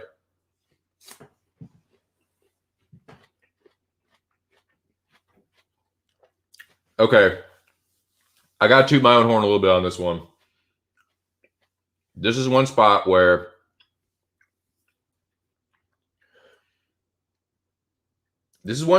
initially I had picked Kenny because I thought that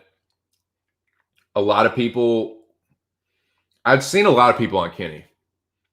And I knew that it was going to be split. And I didn't really feel too strongly about one way or the other. But what I did know, you can ask Bo, what I did know is that someone was going to get robbed. It didn't happen that way, but and this is ultimately why I picked Song Yadong. This is why I picked Song Yadong. This is why I was worried about picking Kenny from the get-go. And let me just say this first of all. I feel like Song Yadong was the rightful winner. I thought Song Yadong won every fucking round. I thought that while they were competitive rounds, I thought that he was clearly getting the better of it, the striking in every fucking round. He was landing the harder shots. Kenny is a fucking Terminator juggernaut motherfucker. And Kenny was having to back off and reset a lot. Because Song cracks, man. He has power, dude. Kenny's tough, man. I don't know how many times has Kenny been knocked? Has Kenny ever been knocked out?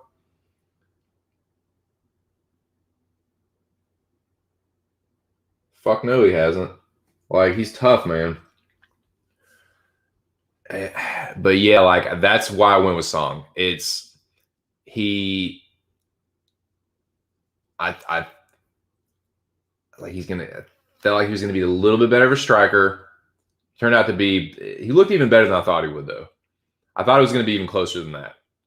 But yeah, I thought he clearly won every round, and that's ultimately why I went. I'm not gonna say like I knew what was gonna happen, but that team alpha male bias is like strong, dude. Like it's real, and ironically, I don't feel like that's what played into it because it wasn't really that close. But I'll be honest with you, that is why I felt like I needed to hedge that one with Bo Jackson. But that ultimately, like, I'll tell you what, Bo was kind of sitting pretty at that point. Bo got to a certain point and he never dipped below that. But this was the point where I was like, man, yeah, like I was worried because I was like, I'm doing okay. Like I'm getting a little bit better. Like I'm not in the bottom now, but it's not going to be enough. Like Bo was towards like the top middle, kind of like the top of the middle is what I mean. And I didn't think it was going to be enough, but like that is the one that when I got Song Yadong right by decision, that's when I started feeling pretty good. I was like, you know what? Because I knew that we were going to get, 2 out of 4, 3 out of 4 probably, right?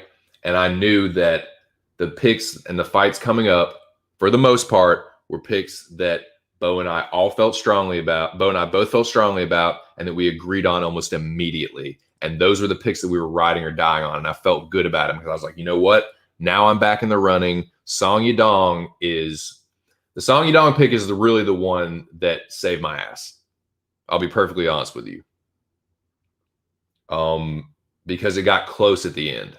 It got fucking close at the end. And like, even after getting 1 or 2 of the next fights right, it was still like, I was still looking at it like, oh, God damn, it's going to be close. And if it wasn't for a couple people falling off late, I don't know, man, it would have been tight. But Song is the one that ultimately saved my ass. Saved like, I ended up doing well because of a couple other fights, but that's the one that got me up out of the depths and I knew that the next fights, like Bo and I all both had the same winner. We doubled up on all of them, and it was ride or die for these next fighters that we picked, and it ended up working out. But yeah, Tisha Torres just picks apart Angela Hill, tuned her up for 3 rounds. Tisha looks good, man. Takedown defense was on point. Striking was on point. Hill didn't have much for her, man. Like Angela she's not a jobber, man. She's a good fighter. Angela's a good fighter. I'm not going to dog Angela Hill. She's a good fighter, but I didn't really see any reason to think that it didn't go the same way as the first fight did, but I didn't see any reason to think that Angela had improved so fucking much, because it's not like Tisha was just sitting there fucking sucking ass. Like, Tisha's been on a fucking roll. She's been looking good, sharp. She's obviously in shape like a motherfucker. I don't need to tell any of all that. We all been fucking drooling over Tisha. But like, yeah. I was not worried about that one. Tisha and same with Bo. Like, we were just like, yeah. I think Bo was like, that was one of the first things he was like, I think he was like, let me first say. And he like sent me the picture of Tisha. Like, yeah, dude, for sure. Tisha for sure, homie. That was real easy. Boom. Tisha Torres, double decision. This is where our gamble paid off, man. This is where me and Bo's gamble paid off. We took a gamble by only hedging 2 fights. One of them did not work. one of them did. So ultimately, like, yeah, it was, it worked out. But this is where the gamble paid off because we're getting these right and we're getting double points every time. Same fucking method, just boom, just like what is it, 150 every time. So it's like the 150 on Torres. Okay, now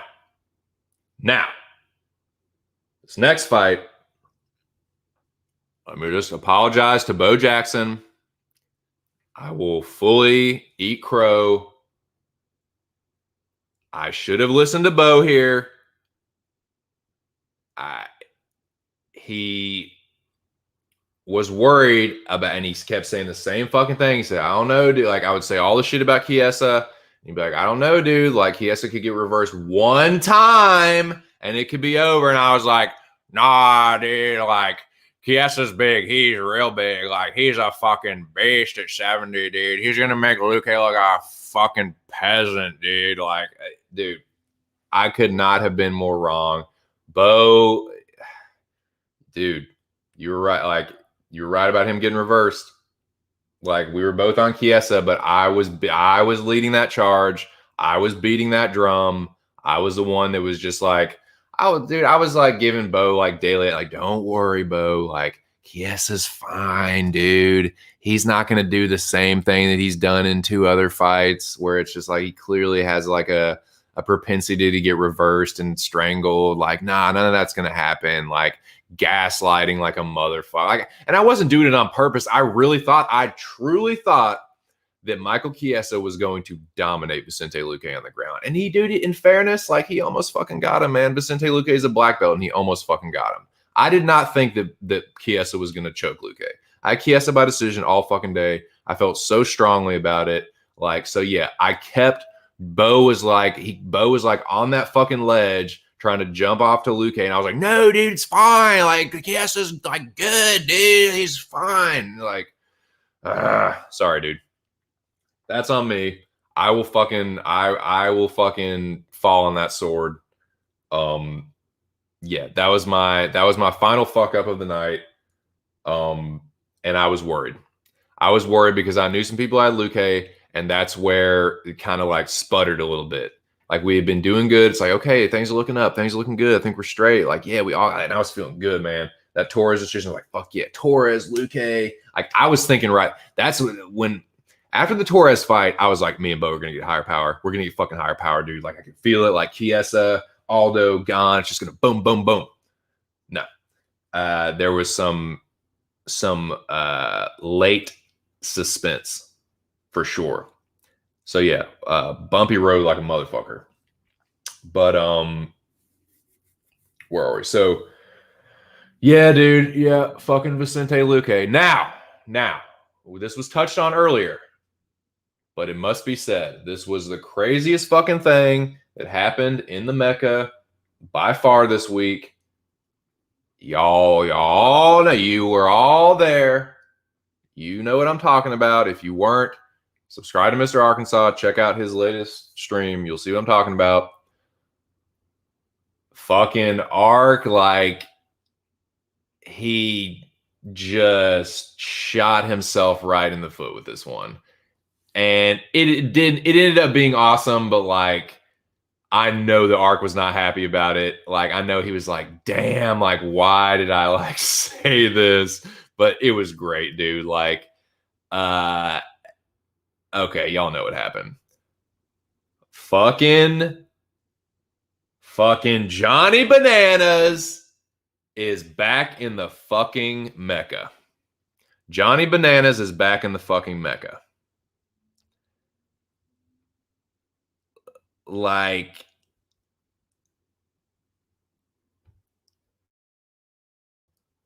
yeah, no, and I should, dude, god damn it. Yep. Dang, that was a dang moment for me. Fucking Michael Chiesa. I was like, it's all working out, dude. He's in commercials. He's a UFC employee. The bias is going to be there for him. He's such a better fucking idiot.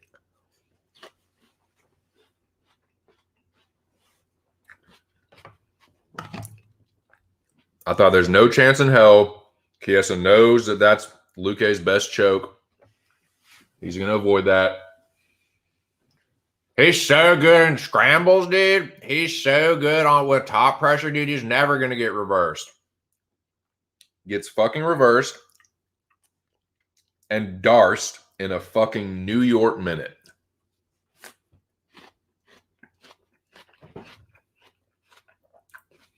And just like that, Justin, a.k.a. Bro Picks, is back in the fucking Mecca. How fucking crazy is that, dude? How much of a roller coaster has season 4 been for that motherfucker? Think about that, dude. The dude loves the Mecca so much. He's the fucking like spirit animal of the Mecca. He fucking like is done well, done terrible, done well, like done, but like okay, like it's just he's had such a wild ride this season. Was out of it, like disappeared, got admonished for it, like came back, was consistently coming back, like pissed Ark off again, and like talking all this spicy Luke. Now he's gonna darce him, dude. Like you don't even know, dude. Motherfucker. He was right, man. So yeah, shout out to Justin, man. Shout out to Bro Picks. Good shit, man. You did the damn thing. A couple people saw that coming apparently, but I sure as fuck wasn't one of them. Tell you that. I didn't know that fucking shit was gonna happen. My fucking dumbass thought Michael Chiesa was just gonna dominate for 15 minutes, dude. But yeah. But that was my last fuck up of the night. Not only did I not get any more picks wrong, I could not have been more right about how the shit went down.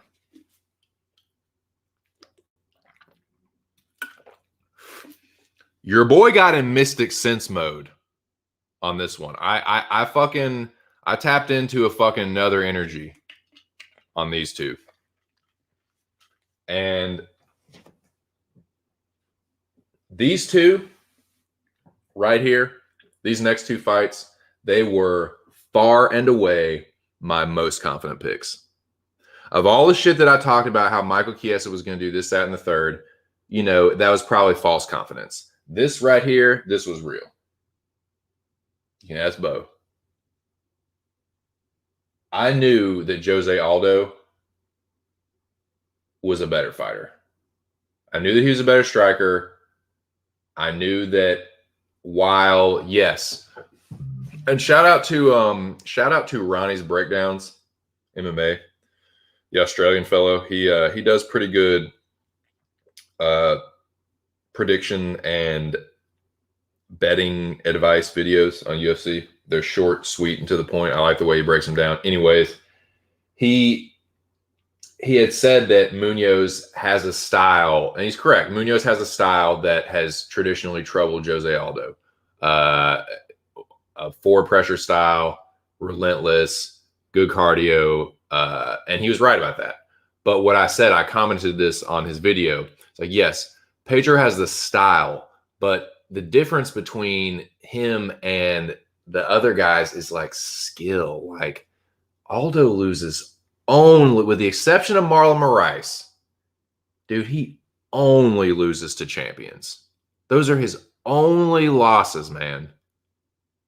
He does not lose to journeymen. He does not lose to top 10 guys. He does not even really lose to a lot of top 5 guys. If you're beating Jose Aldo, you're the contender or you're the champion. And I knew that Pedro Munoz was not that.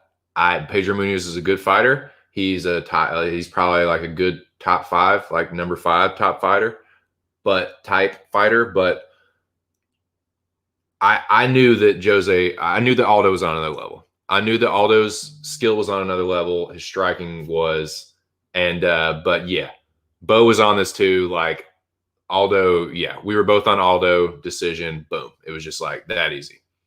That was one of the first ones that we agreed on. We're just like, yeah, let's just get this out of the way right now. Aldo decision, yeah, boom. So yeah, that was how me and Bo did it. We trusted each other and we stayed consistent. We stayed consistent for the most part. Didn't reach the spots that were the spots where the knockout was, where they're feeling confident about the knockout, like Miles Johns. Keep going back to that one. We hit those, but like we were really consistent with the decisions, and we didn't reach too much. And it was just like because it was just boom, all done by decision. Yep. So I was feeling pretty damn good at this point. But it got even better. I was feeling pretty good. I pretty much knew at that point that we were safe. But I knew that if it went really good, we'd be really fucking good. And by God, if it didn't happen just like that.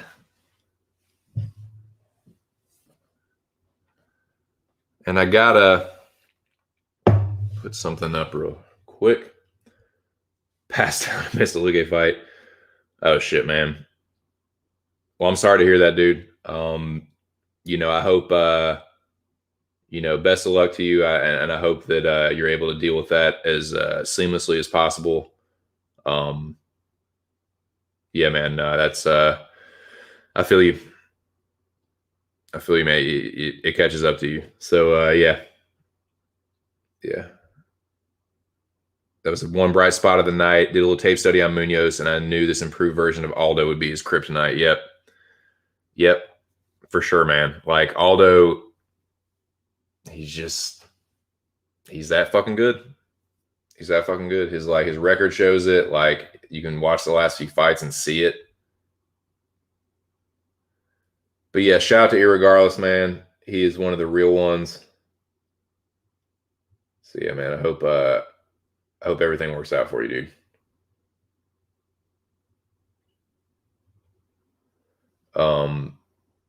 Okay, yes. Here we go.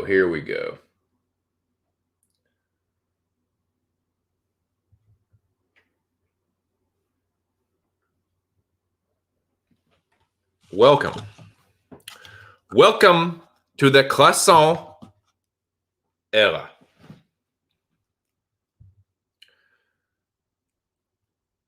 There's one man. He's big fucking boy. He's one man machines. He's take this. Oh my God. And put this up.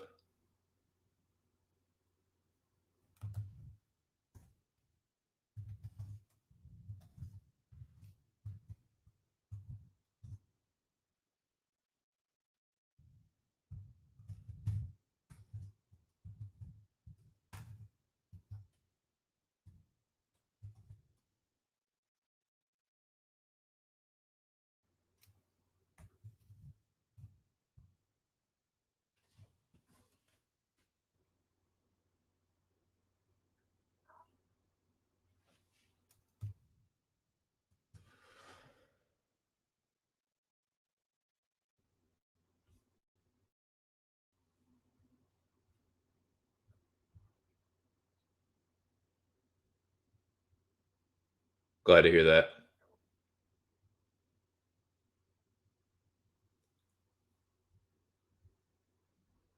The carousel ain't waiting for me. You got me chopped, Moise. Your boy did good. I went 9-4, homie.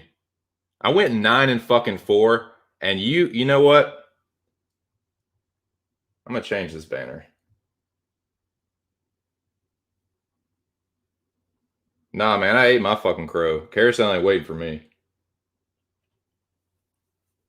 I mean, it probably is. I'll fuck up at some point, but If that's what you mean, then yes. If that's what you mean, Moise, then yes, it probably is waiting for me.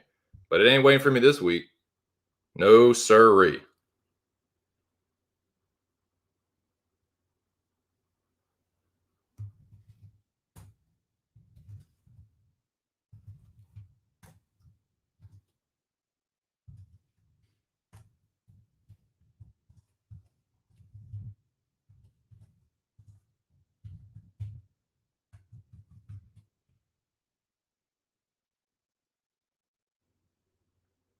Yeah, now we get to now we're gonna have some fun.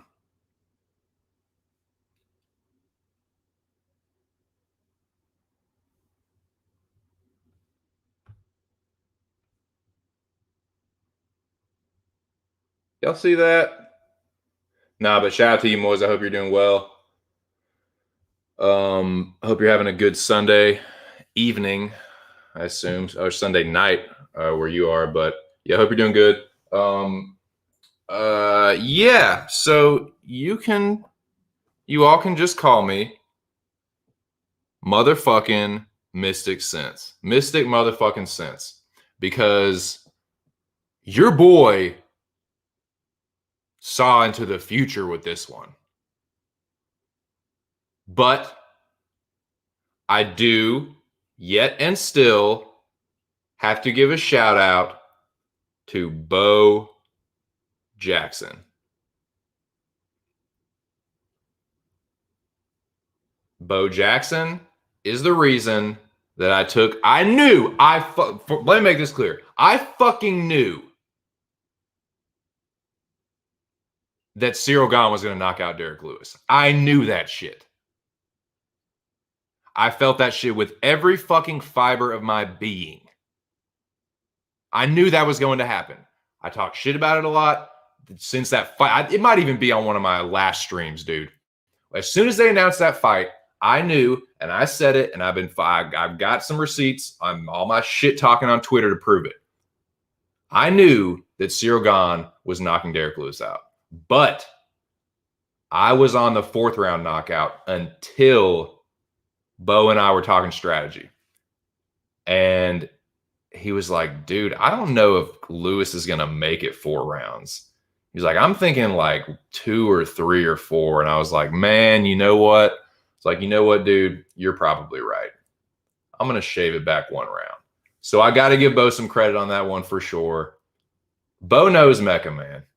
And I'll tell you what, I'm so glad that I trusted that read and I knew that he was going to knock him out.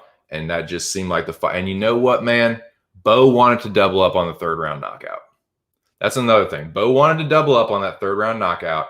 And once again, if I had fucking listened to him and just said, yeah, man, double up. But I was like, nah, that might be a good spot to hedge. Like, you know, cover our bases. You know, like, nah, man, Bo had really good instincts on the doubling up. He really did, man. And if we, if I just, you know, maybe show more support, we could have gotten on that one. We could have gotten higher power by a good bit. But yeah, I knew that Lewis was getting knocked out, man. I knew he was getting knocked out. Now, this is the point of the stream that's probably gonna piss some people off, but I don't give a fuck. Because one,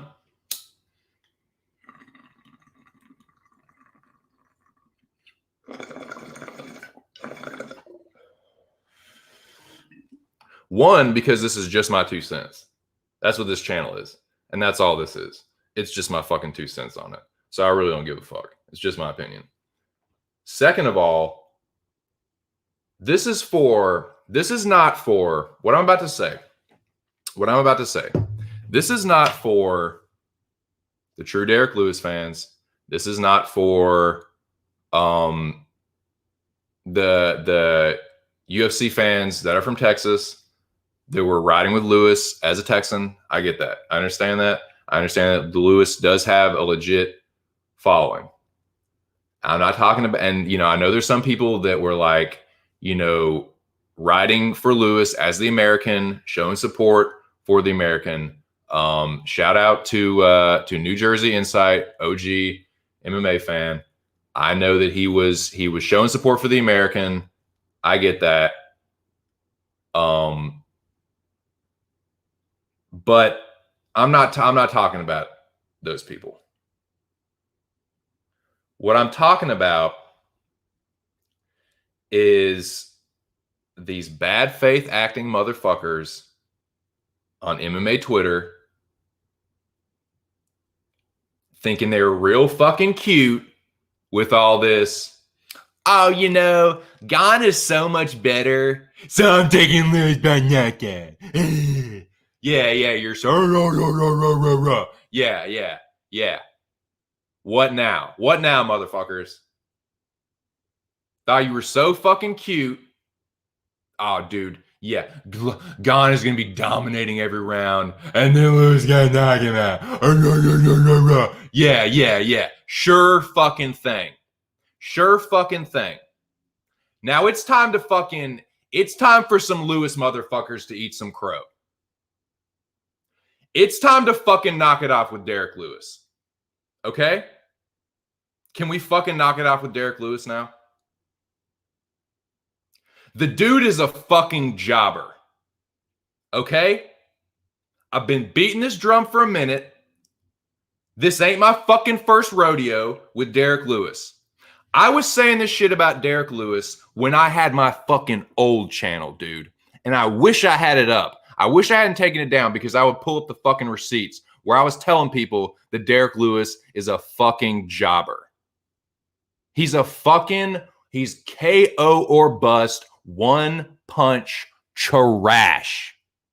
All these people were trying to tell me about the genius of Derek Lewis and how he was making this fucking like genius level scientific read on Curtis Blades ducking in from a country mile away. Like, dude, it was so fucking obvious that Curtis Blades was about to shoot for a takedown.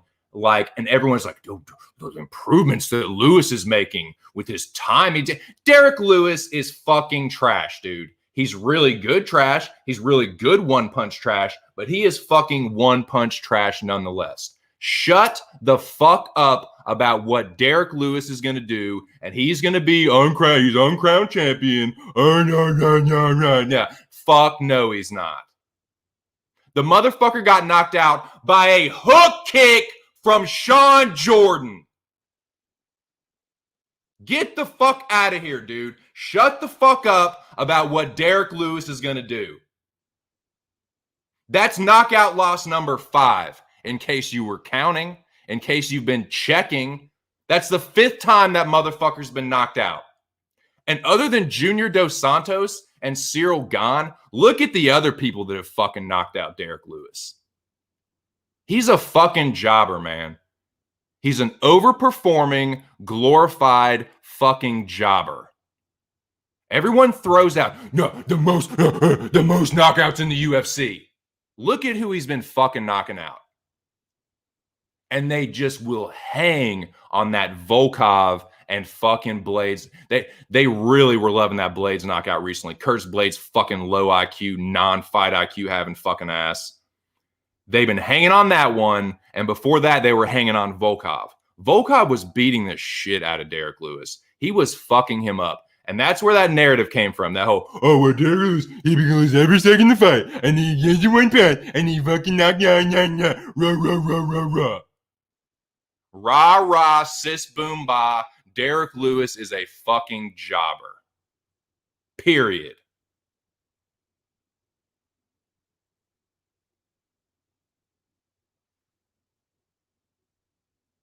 Let it fucking go. You don't know what fucking Derek Lewis's ceiling is by now? Have you not been watching his entire fucking career? How do you not know what Derek Lewis's ceiling is? If you have some low IQ dumb moment, yeah. If you're a fucking journeyman or another jobber, yeah, you'll absolutely get caught. But it's no. Derek Lewis is in Houston. My balls was hot. All this fucking shit. Shut the fuck up about Derek Lewis. Keep that motherfucker where he belongs in the meme world. Because, dude, go to Twitter today. Everyone has their fucking cock around Cyril Gahn when they were the same hating ass mother. Oh, it just dawned on you that Gahn is good because he knocked out fucking Derek Lewis's sorry ass. Motherfucker's been knocked out 4 times before that. He couldn't knock out fucking Alir Latifi, who's been knocked out 4 times. Everyone's like, oh, he didn't knock out Ivanov because Ivanov's so tough. Yeah, Ivanov is tough. What about fucking Alir Latifi? He ain't fucking tough. He's chinny as fuck. He's been slumped 4 fucking times. And you're telling me that, dude, Ryan Bader knocked out fucking Alir Latifi cold. He knocked him out cold! And you're fucking picking Derek Lewis over Cyril Gahn? You fucking marks, man. Shut the fuck up about Derek Lewis. Sick of it, man. These finicky ass, fickle ass, bad faith acting ass motherfuckers. I'm sick of it, dude. Cyril Gahn was always going to win that fight. Just like I motherfucking said. Eat fucking crow. New Jersey, I love you. I do. I love you, but eat fucking crow. Eat your fucking crow today.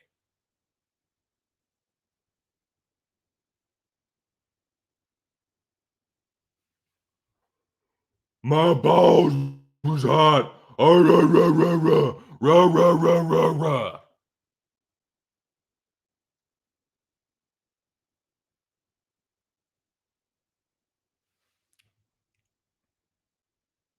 Oh, I know you're going to die hard on that one. You're going to see, though. You'll see. I mean, yeah, you have to move the goalpost, bro. You have to move the goalpost. That's your only fucking option. You say, oh, yeah, he did this, but he can't do that. He did this, but he can't do that. He did this, but he can't do that. Move the goalpost, move the goalpost, move the goalpost, move the goalpost. And shout out to Ear. I know, like, you know, Ear's in Texas. I get it. I get it. But, nah, man.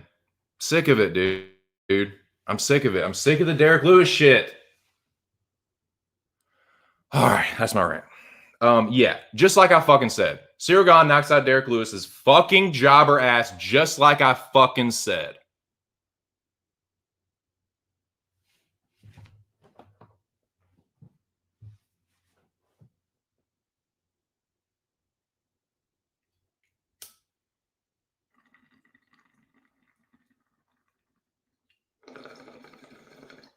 So yeah, I'm flexing today. I am flexing. I am flossing on motherfuckers today. Cyril Gahn floss on all you Derek ass Lewis motherfuckers. Do something about it. Do something about it.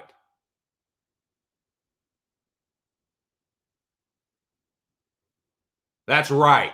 Knocked his fucking ass out. Slumped him in 3, just like I fucking said. Shout out to Bo Jackson, man. Thank you for helping me dial it back that one round. That one round. Thank you to Bo Jackson. And you know what? With that, me hitting that perfect and Bo Jackson getting that semi-perfect, because Bo was on Cyril by knockout too. He's like, that was the first thing he said. He said, yeah, Gahn by knockout. Yeah. Oh, yeah. And that one, dude, that one got us this fucking close to higher power, dude. Shout out to Jack and Alex. They were the victor on the day. 1,300 combined points. That's a lot, dude.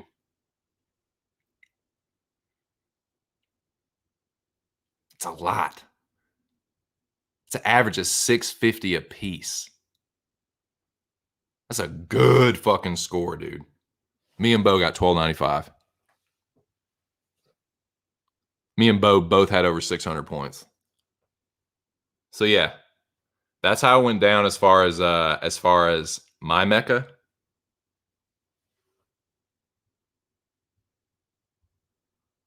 But yes. Shout out. Oh yeah, before lest we forget. Big shout out and salute to motherfucking Smith's MMA betting. You know, um there was another competition that was going on deep in the depths of purgatory. We're going to talk about it because it was a knockdown, drag out, slobber knocker motherfucker of a fight. I'm talking about Cage IQ versus Smith's MMA betting. It was the reset match. It was one for the ages, man. They both picked and fought like they were fighting for their lives. Put on a hell of a show.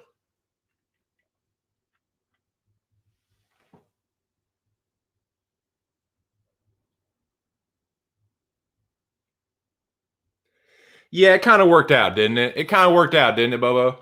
Like we you know, we were sitting pretty, we weren't in danger, and we didn't have to we didn't have to fucking kill anyone. So, you know, it was nice. It was nice. No,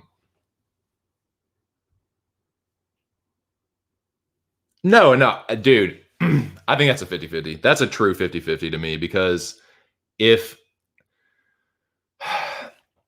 Francis, and I know Lewis beat Francis technically, but like Gon will not be fighting Francis like that. Like I think in that fight you're gonna see more of the Cyril Gon that fought Rosenstrike, or like maybe the one that fought Volkov. But the difference is Francis is so fucking athletic when he decides to just windmill you, like when he decides to just blitz. They're like Gone, like it's a 50-50. It's a 50. Like I know I'm talking shit, but like, dude, on some real shit, yeah, like it's a 50-50. Francis is he's fucking Francis for a reason, dude.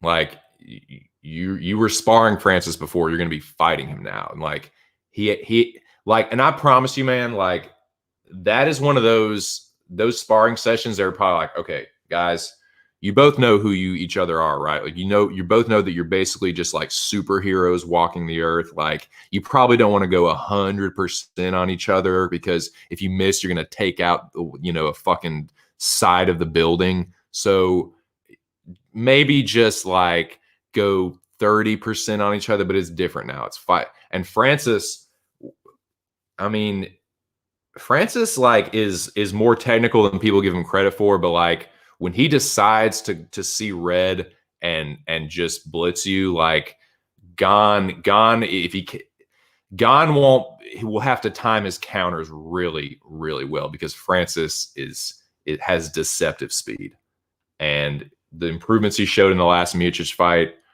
oh the baby, that's a good one for that baby, that's a great one. Francis Ngannou, Ciryl Gane. Oh my God, holy shit.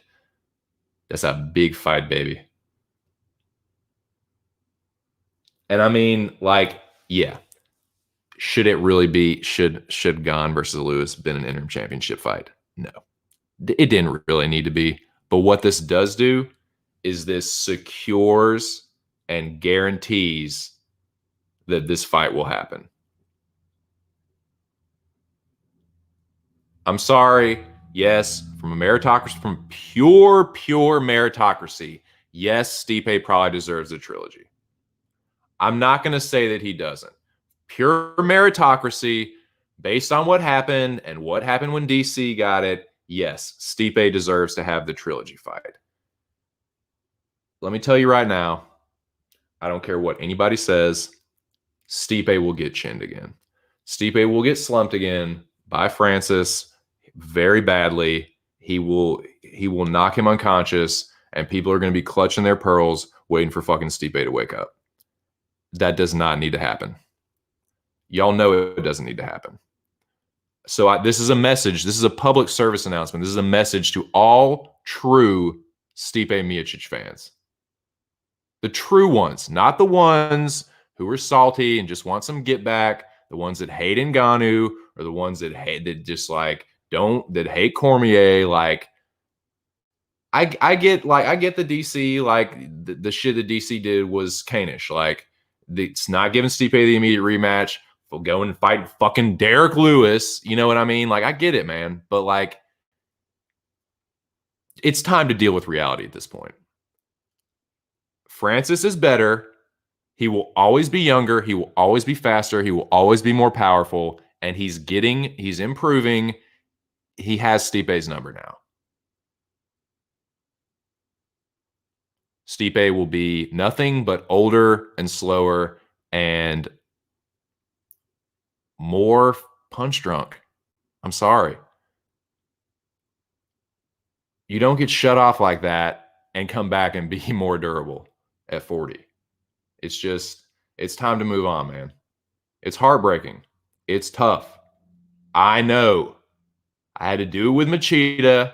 I had to do it with Robbie Lawler. I had to do it with every single one. I even had to do it with Gaethje a little bit, man. It's not like I'm just talking about the heartbreak. Like, but yeah, with Bisping, I had to do with Bisping. I had to do with Lawler. I had to do with Machida. Like, your favorite fighter is not going to stay on top forever, dude. And trying to get the get back at a certain point, it's like, it's just selfish. It's like, you want that. You want it to happen so you can flex on people and you can be like, I told you so. And that's what you get for doubting my boy. But like, well, you're not you're not thinking about Stipe. You're not thinking about what Stipe, what his family life is going to be like. And I know he signed up for it. I know. But like, come on, man. You don't want that. You don't need that. Stipe definitely doesn't need that. To go out there and get just chinned again by Francis, who needs that? Just so you can say, okay, well, you gave him the rematch. You gave him the trilogy. You gave him the trilogy. You gave him the trilogy. Like, what is that? It's pointless. I'm sorry, it's pointless. Yes, he deserves it. Yes, it's pointless.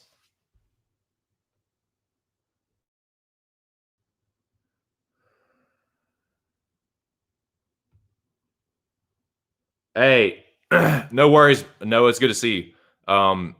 Yeah, maybe rewind I can't remember exactly. Excuse me. I can't remember exactly how far back it is, but I definitely gave you a shout out. I'll give you another one right now. 10 people in the motherfucking building. Talk about shout out, but dude, good shit, man. Dude, I don't know. The Mecca is your kryptonite, homie. Like, when you're not in the Mecca, like you're literally killing the fucking game. You and Jack the Greaseball are like just owning shit, like ridiculous ROI, ridiculous fucking global predictions. Like, congratulations, dude. Good shit. Noah is a good predictor, man. It's just something about the Mecca. It's like it's got a weird like power over him or something. It's fucking weird. Yep, the man is here, man. Take a fucking victory lap, dude. That man right there, Noah Allen, what, like number 3 in the whole fucking world? In the whole world!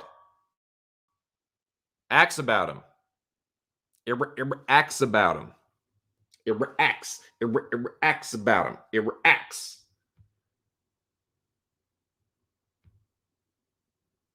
Yeah. Yeah. Here's where I'm at with it. If you're gun to my head like Gone Francis, the fanboy in me will ever so slightly lean to Gone, but I'm a fan of Francis too, man. I'm definitely a fanboy Francis's. But the standing for Gone is getting real for me at this point.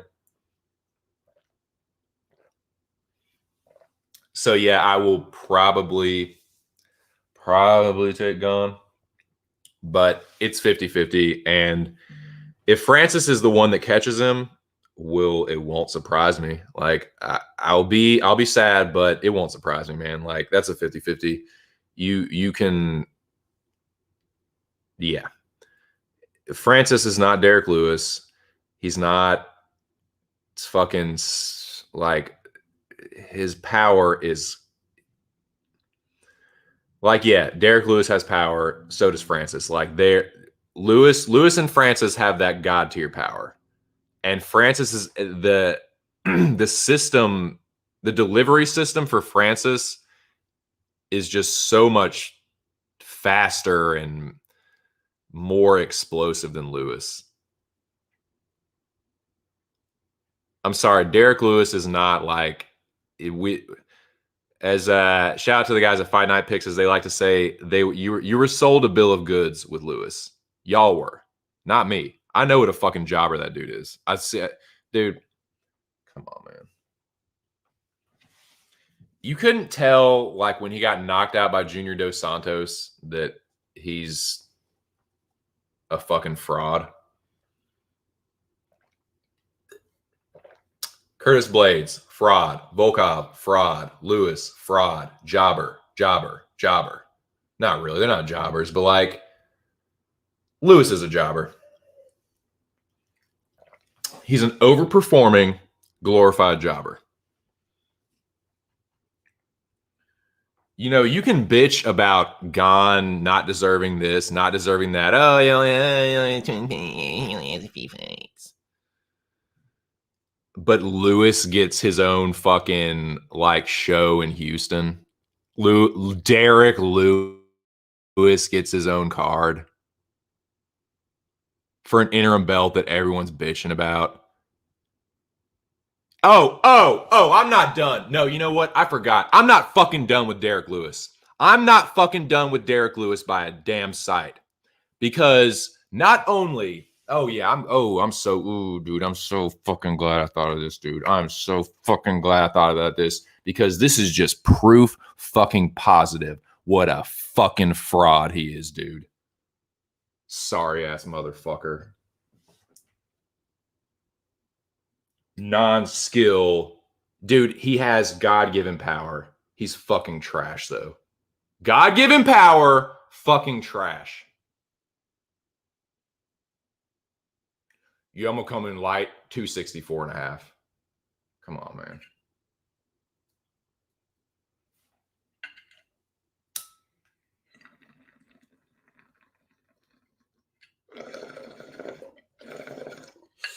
Derek Lewis has done this kind of thing throughout his whole fucking career. But it was just on full fucking display on Saturday.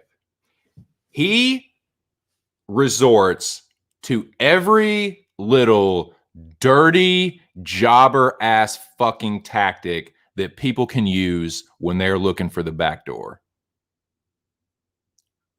Everyone.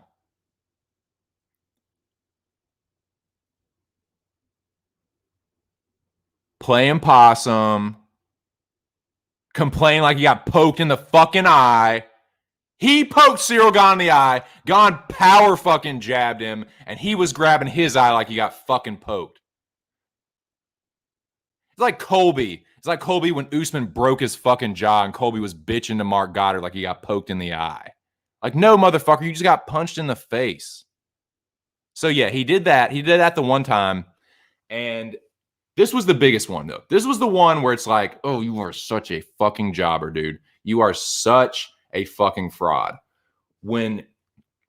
This was when it was in the third round when Gane was starting to tune him up. I think Lewis had already been dropped at this point, or he already kind of like shelled up and had to get warned, but he spit his fucking mouthpiece out. That is, I don't give a fuck what you say. That is when motherfuckers cannot keep their mouthpiece in, when they spit their mouthpiece out. That is a jobber tactic when someone is looking for the back door. They're trying to buy themselves some time, and you can get penalized for that shit in boxing.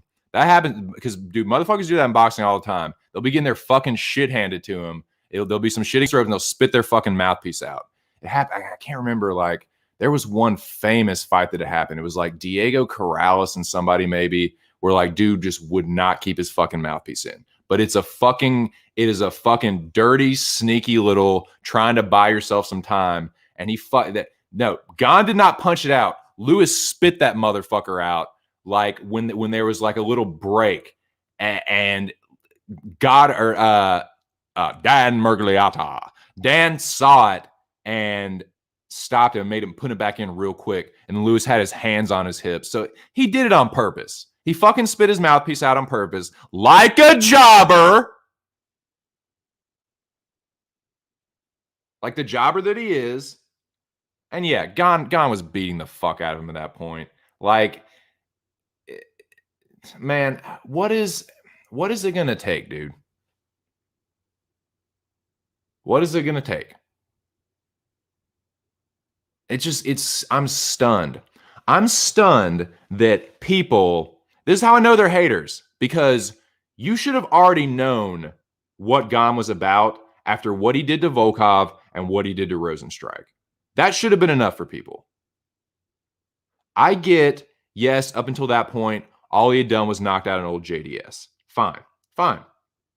And yeah, I know triangle theories don't work, but like, dude, he knocked him out. JDS knocked out fucking Derek Lewis.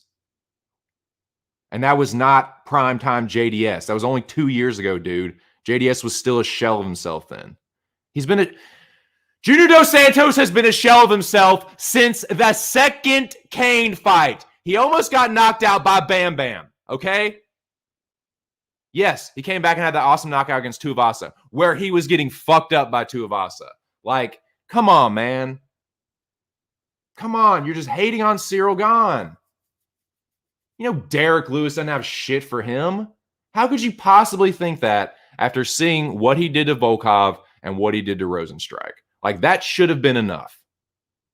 That's how I know the people that were taking Lewis were hoping and wishing, reaching, fucking supposing, and all this dumb bullshit.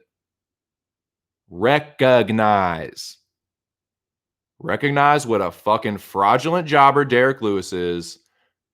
And while at the same time, like, it shouldn't take Derek Lewis. Like, people are like, this is his best performance. Like, no, I mean, not really. It looks about like the other ones. It's just Derek Lewis sucks more. You know what I'm saying? Dude's been knocked out fucking 4 times. That was number 5. Come on, man.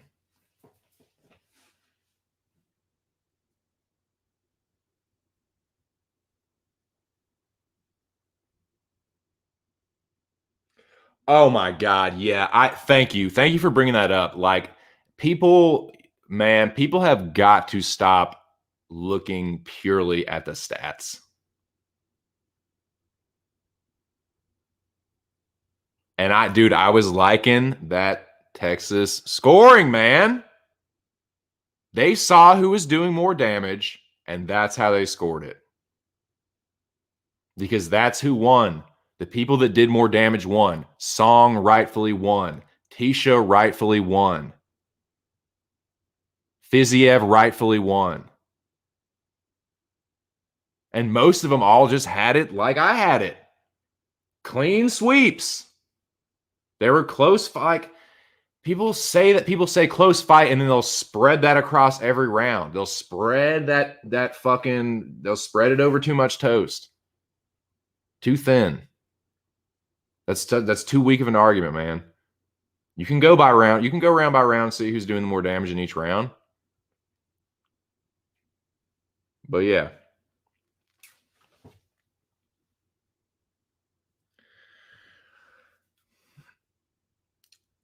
Context. I get your point. I get your point, Jack. I know what you're saying. Like, but that's like context. The context matters. Other than Curtis Blades and Alexander Volkov, who's on that list? That's all I'll say. Fair enough.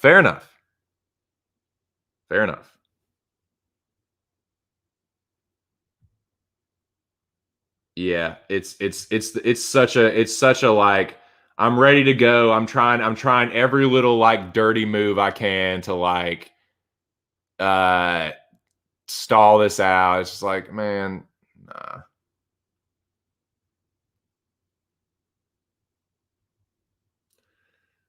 Yeah, I know it's a bad look, man. I just and to his credit, that's how he's made a career. He is absolutely overperforms. He is okay. I will concede this. Derek Lewis is the greatest one-trick pony in definitely in heavyweight history. He's the greatest one-trick pony ever.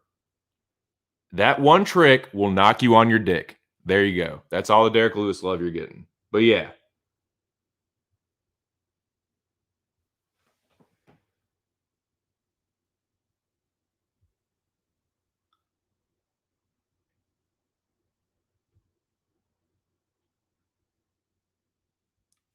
That third round was close. So yeah, if you had the third round for Bobby Green, I don't hate that. I don't hate that. I need to go back and watch these fights too, man, because I haven't really. I watched Gane and Lewis again last night, but other than the other ones, I haven't watched them back. Yeah, so yeah, maybe that's the one. Maybe that's the one that should have been rightfully 29-28. It's a bad look, man. Yeah, dude. Yeah, man. Louisiana, dude. Y'all take Derek because he always be claiming that New Orleans, dude. He always be claiming that NOLA. Like y'all can have him, dude. Like take this jobber back, man. That's funny, dude. That's funny. And I don't hate Derek Lewis. It's just, I get frustrated with people that like, and it's not y'all. I'm not talking about y'all. Like I said, dude, Ear is a Texan. He's gonna ride for the Texans, dude. I get it. It's fine. I get it. New Jersey inside. I love that dude. He's a patriotic American. I know he's riding for the American. That's fine. I get it. I'm just giving him shit because he gives me shit. But yeah, man, I'm not talking about y'all. I'm not talking about y'all. I'm just, if it don't apply, let it fly. I'm just saying, man, like that's why I get frustrated. I'm on my Michael Vick shit with that one. You want to know how I feel right now? It's frustrating. So yeah, now we know what happened. Well, we know what happened with the higher power. The magic lightning bolt by the power of Ark's Mecca, by the power of Grayskull. Jack was, he drew the fucking sword and got that He-Man strength, magic lightning bolt, Shazam. And Jack was in fucking grease. He was in grease mode, dude. He was in greasy capper mode. And that was a nice little cliffhanger there. And unfortunately,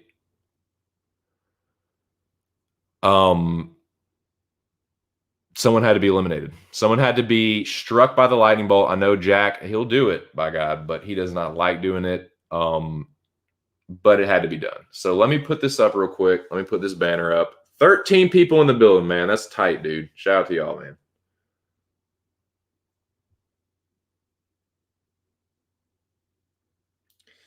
Yep. That's a fair assessment. Yes, indeed. Thank you, sir. Thank you, sir.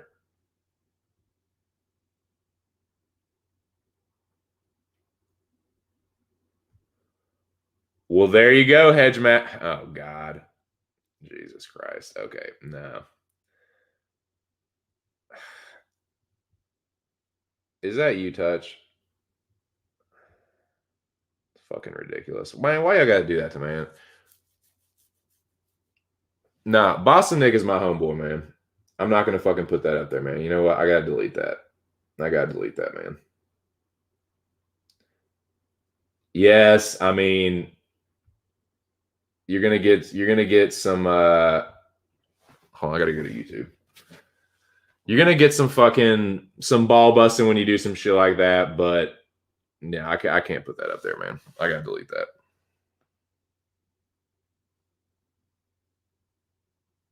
Matter of fact, I'm blocking that. So whoever you are, if you're someone on an alt account, you're just gonna have to make another one. Sorry. I'm not like fuming piss at you or anything, but come on. No, I'm not gonna. No.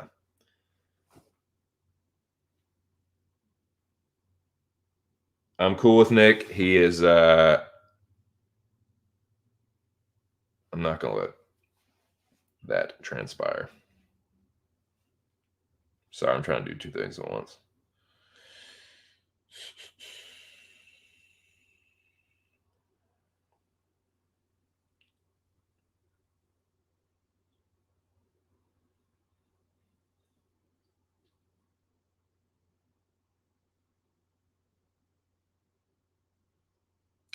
Yeah, fired.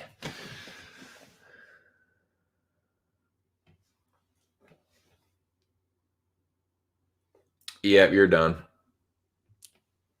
Done dada. Done donda. Done donda. Shout out to the 13 people in the building. That's tight. Okay, now I need some water, man. But yes, I was gonna put up the banner, but yeah, Anon Adham, RIP, good man, deserve better. This one's for Anon.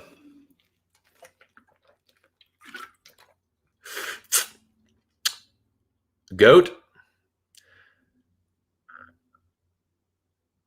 It's kind of Goat is kind of like it reminds me of a certain Curb Your Enthusiasm episode. Comes to mind. It's one of my favorites. Definitely one of my favorite, probably my favorite from this season. That's the Black Swan. And is when Larry, quote unquote, what he does results in the death of Norm. And the guy's like, what does he say? He says, you don't yell at someone that has a heart condition because you know what? They have a heart attack and they die. And that's what happened. Norm is dead. Did you like him at all? Goat is dead. Did you like him at all? No. Thought he was a prick. Sorry. Don't care about Goat Biden it. Sorry that A9 had to go. Yeah. Yeah. Didn't really do anything to me. Thought he was a prick. Yeah, I'm not crying about that one, but sorry to see Anon go.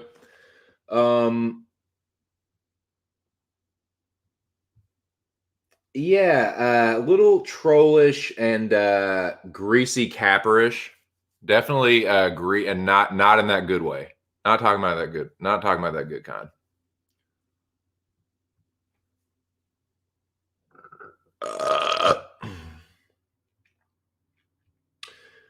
Yeah, no, it definitely serves its purpose. But yeah, he was. It was just mush mouthery, and no, I'm not sad about that one. TJ won because of leg kicks, in my opinion, against Sam. And what's up, Sam, man? How are you doing? Shout out to Some Solution. I see some in a lot of the chats. Morning Combat and Fight Night Picks and the like. Hope you're doing well, Some. Said TJ won because of leg kicks, in my opinion, against Sandhagen, but the game plan won't work against Aldo, especially if he wrestles too. So yeah, man, that's is that the fight? Is that the murmurings or the mumblings, the rumors? Is that what's circulating around the rumor mill? Am I to understand that? Certainly, man. Everybody has a purpose. Goat's purpose in life is clearly to talk about crypto out of context. And yeah, he,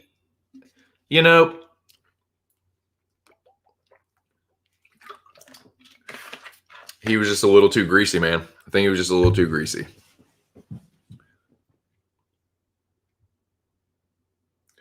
Jack, see, when you're fucking killing it like Jack is, you can just be the greasiest fuck on earth. Because that's how Jack do. Just greasy. But you can't have that false grease, dude. You can't have that fucking false grease. Goat had that fraudulent grease. That doo-doo grease. TJ versus Aldo makes a lot of sense unless Aldo pulls out and gets stripped.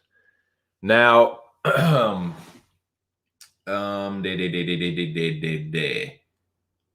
are we at? Where are we at, boys? I need to smoke again. We talked about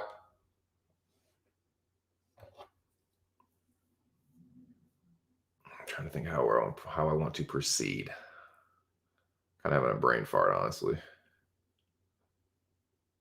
I think I'm just going to reset real quick.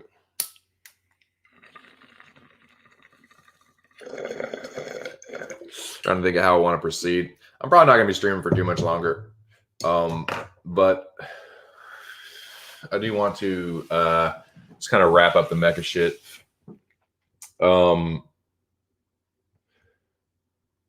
Yes, indeed. Congratulations to all the Mecca contestants still hanging tough. Congrats to the homies Goat and Anon for a fantastic season. And shout out to my boy Noah, crushing 265. Represent, says ear. Shout out, and man, all right. Shout out to the whole Texas. I'm not hating on Texas, man. I don't even hate Derek Lewis. I just had to give him some shit. And it was really just for the obnoxious Cyril Gahn haters. Because I know those aren't real Derek Lewis fans. I know that some people knew that Derek Lewis was probably going to lose, and they were riding with him because they're riding with their dude. I respect that. That's fine. I'm not talking to y'all. But yeah, shout out to the whole Texas. Shout out to Ear. Shout out to Noah. Noah killing the prediction game. As long as he's not in Mecca, man, he's like, dude, Noah's like fucking kind of like prediction Superman, like kind of like prediction Kal-El, just like crushes it. But if he gets near the kryptonite, it's just like just weakens his powers or something, dude. It's really fucking weird. It's really weird.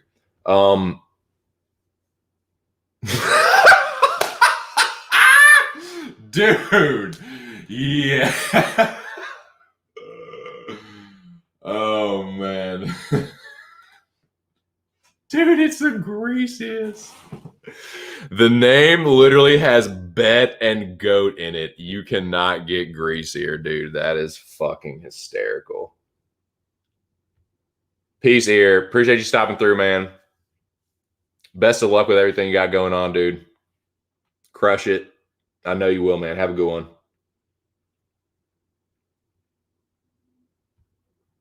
No bullshit. It's his carousel, dude.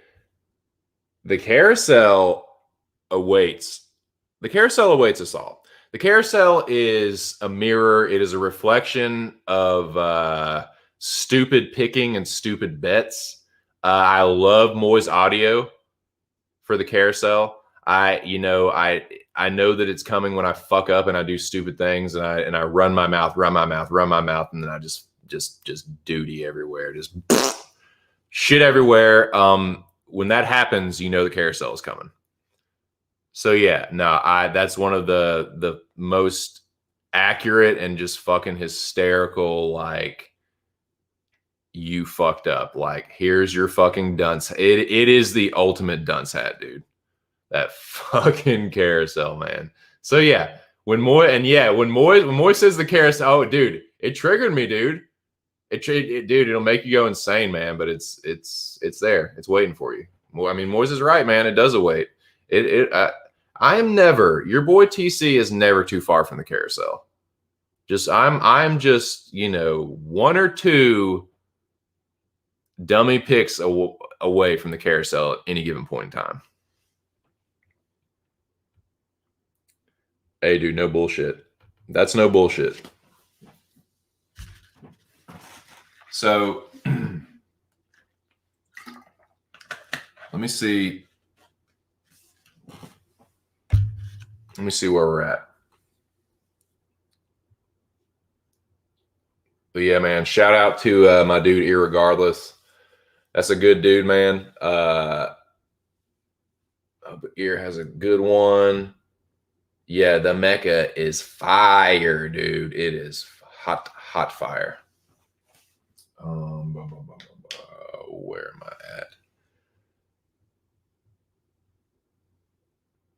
Oh, dude, do we have a is it a break? Do we have a break now? I hope so, man. I could use a fucking break. I could use a fucking break.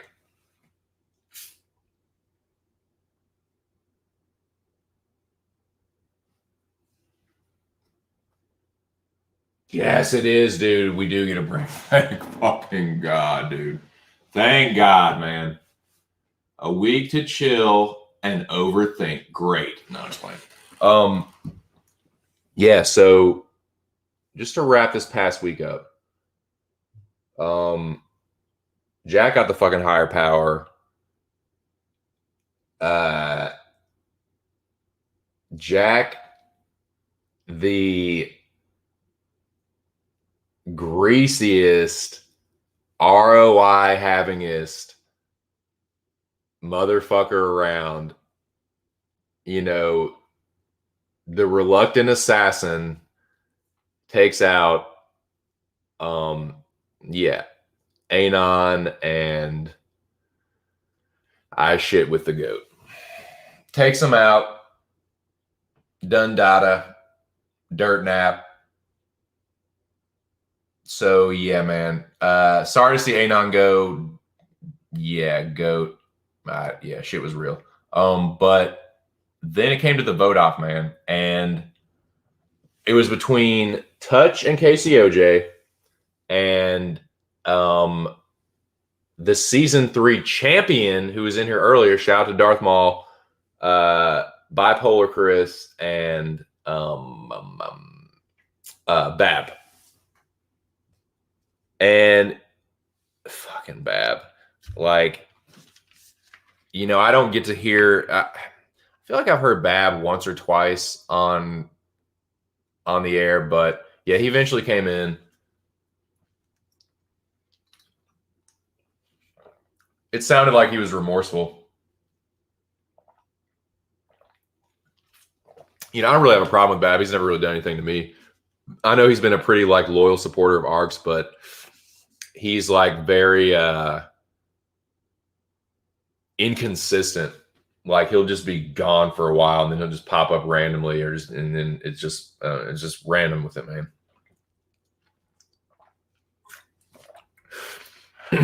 But yeah, so Bab and Chris, like, apparently they've been communicating all week and like they'd been, you know, talking strategy and stuff, but like it was weird. It was almost just like that. It just seemed, it's funny, like that black cat, it just seemed like it was just doomed. Seemed that way.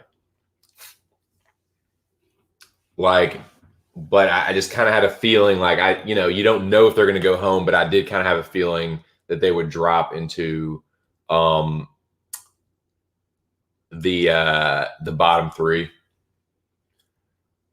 And yeah, unfortunately they did. But dude, like Chris said, like Chris did not do that bad at all, man. Chris had some fucking good scores. He had a couple perfects, and it's fucking brutal, man. The Tapology scoring system is brutal. The Mecca is brutal, and there were just more variables this week, so it was tough. It was fucking tough.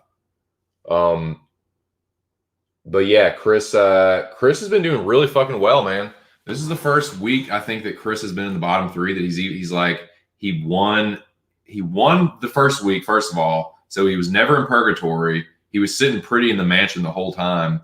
And this was the first week that he was really in trouble. But Chris is a good Mecca player because he's kind of like Jack, man. That social game is on point. And it's just inarguable that wasn't a contributing factor. I think also, some of it was directed towards the other side. But man, shout out to all of them, man. I don't have a problem with KCOJ, excuse me. I do not have a problem with the heroin frog. I'm just busting balls. I think it's pretty fucking funny. I actually really like that he's leaned into the heel thing. I think it's fucking hilarious. And yeah, like they had a good run, man. Like he's really not a bad predictor. He goes heavy favorite a lot, and I I think I actually voted that I thought that they would pull it off. I can't remember though. But yeah. I voted them out. I'll say that. Spoiler alert. But no, I don't have anything against Touch or Heroin Frog. It is all fun and games. But yeah, that was it was nice to be able to vote, dude. It's nice that I've had your boy's been doing better in the last couple of weeks, and it's been nice to be able to do that. To just kick back, relax, kick my feet up, and just push the kill button. Push that button. Who do I want to eliminate? You. Or no, you. It's nice, man. It's a nice feeling. It is nice, dude, because everyone that's in this game knows you can just go off, just be like, oh, be frivolous about it, and just it's really 50-50, whatever. But this week, I did a lot of tape study. I did a lot of scheming and plotting with Bo Jackson, and the extra work definitely paid off. It definitely paid off. So there were some that I didn't have to put work into at all, like Cyril Gane by knockout, boom, automatic. Aldo by decision, automatic. Yeah, fucked up with Chiesa, but that I didn't spend a lot of time on that one. I mean, that one bit me, but Torres by decision, automatic. So yeah, man. But my point is, over the weeks though, if you want to do well, you can't be completely blasé about it. Like, you have to take the shit seriously. The competition is too steep. You got fucking greaseballs like Jack that will run the fucking table on your ass and make money doing it. No, it's all love, Jackie boy. I'm just drumming it up here. But yeah, you got motherfuckers like Jack that will just stomp your fucking head in. So you better be on your shit, man. You gotta be on your shit. But yeah, I don't have anything against Bab, and I'm cool with Chris, so that was an easy one. I knew that I wasn't voting them out. That, and like I said, that Boba Fett helmet was so dope. If I was gonna vote you out, that would have changed my mind, but I was never going to anyway. It was an easy choice, but yeah, that's what happened. So where are we? Yep. I mean, y'all know what happened, man. Y'all were there, but that's kind of just my thoughts on it. Crazy. It was these last couple weeks, man. I've been I was gonna say I've been building momentum. I'm building shit when fucking Jackie and I were dueling. That fucking disgrace of a fucking Knights jousting tournament. That was pitiful. So yeah, you can't really take anything from that. But I did manage to survive that week. I did manage to edge that one out. So yeah, it's been a good last few weeks. I got to keep that going, man. Got to keep it going. I'm not going to overthink this shit. I'm not starting tape study for a good week. I am fucking clearing my mind of fighting shit. I'm probably gonna be talking about a lot of other shit. I might do some streaming. I might do some more streaming and talk, some movies, or there is a bunch of shit I've been watching. Like finished Ozark. I could do an Ozark stream, but yeah, I'm not going to be too like super invested in tape study. If we got a week, 2 weeks, like I am going to take a week break. I feel like I earned it. Had a good week this week. Went 9-4. 9-4. I think my score was 665. Yeah, I'll take 665 all fucking day. I'll take 9-4 all fucking day. It was a good week. I want to give another big shout out. I'll go a little bit longer, but while I'm thinking about it, big shout out to my teammate Bo Jackson. Bo's a damn good predictor. And yeah, it was good working with him. We trusted each other. It was a bumpy ride. There were some hiccups here and there, but yeah, it was good shit, man. Worked out. So I definitely wish Bo best of luck for the rest of the Mecca. Now, as far as the Mecca is concerned, who fucking knows, dude? Who knows what fucking twist Ark is going to come up with this week? Because we got 2 weeks, man. It's like it's time to let the shit marinate, let it build. So, man, while Wednesday, or if Ark streams like tomorrow or something, yeah, I will be waiting with bated breath. But yeah, I probably won't even be thinking much about UFC until honestly he streams again. But yeah, shout out to everyone in the Mecca this week. Jackie Boy and Alex, the general, killing the fucking game. Man, like both of those dudes are obviously, like even with the recency bias, like they've been two of the best and most consistent. So not only through the season, but just over the Mecca and the course of the Meccas in general. But yeah, shout out to them. Oh, shout out to we didn't talk a whole lot about it, but shout out to the homies Iron Mo and my favorite Aussie, Nick Alexander. They had a damn good night. I think their score was like 1260 or something. It was good, dude. They did well. And shout out to MMA KO. And yes, you too, Zach Johnson. My best bud, Zach. There you go, yo bud, you. Good job. Nah, for real though, man. They did good. Yeah, they had 12 something as well.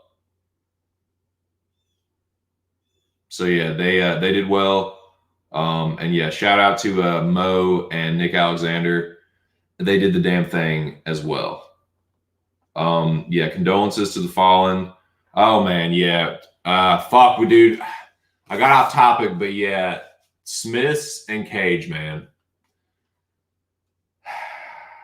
Shout out to the homie Cage My IQ, dude. Make sure y'all go subscribe to his YouTube channel. The dude does good interviews, man. He does good interviews.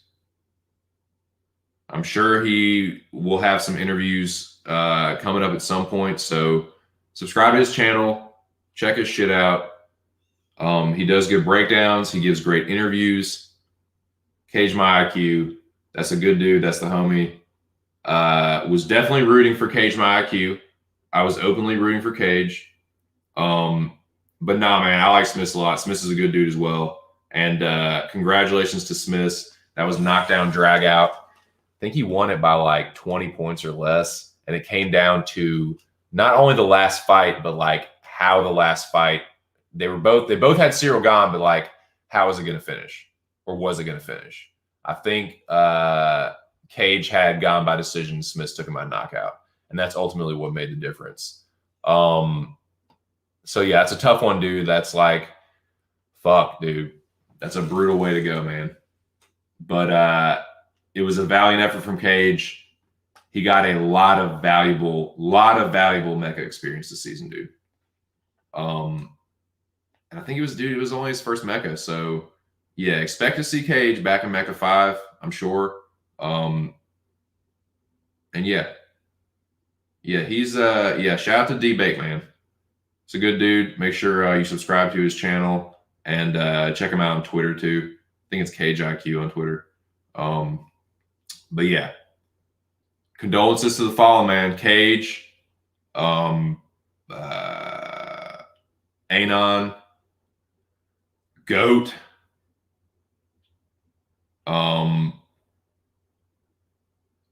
and Anon, Goat. And then, of course, last but certainly not least, Touch and the Heroin Frog. They took it well. They took it in stride. Salute, boys. I'm sure he'll be back next season. They had a good run. They've both been pretty solid, consistent Mecca participants. KCOJ won Predictor Wars, which was ARC's first tournament, kind of like the precursor to the Mecca, you might say. But yeah, man, shout out to them. Tough sledding. I'm sure everyone will be back next year. I hope everyone's back next year. I don't expect people to like go as live for Mecca as I do, but I know that everyone that's been in it, I'm sure, whether you want to admit it or not, it's fun as shit, dude. It's a lot of fun. There's some action on the line. Like, it's a fucking good time, dude. So shout out to everyone that participated. Condolences to those that didn't make it. Big up to the remaining few. We're but few now. The fucking started out with what, 30, 28 or 30, something like that, and now it's 12.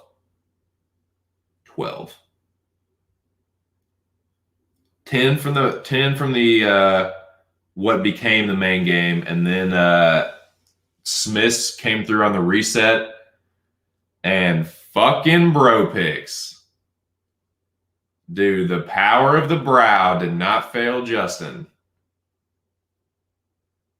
Dude, there's some kind of someone needs to get a sample, like a single brow hair, and test that shit, man, because there's some kind of like connection between that and the Luke A. Darce. Like, I don't know, man. I think there might be something to that. Look into it.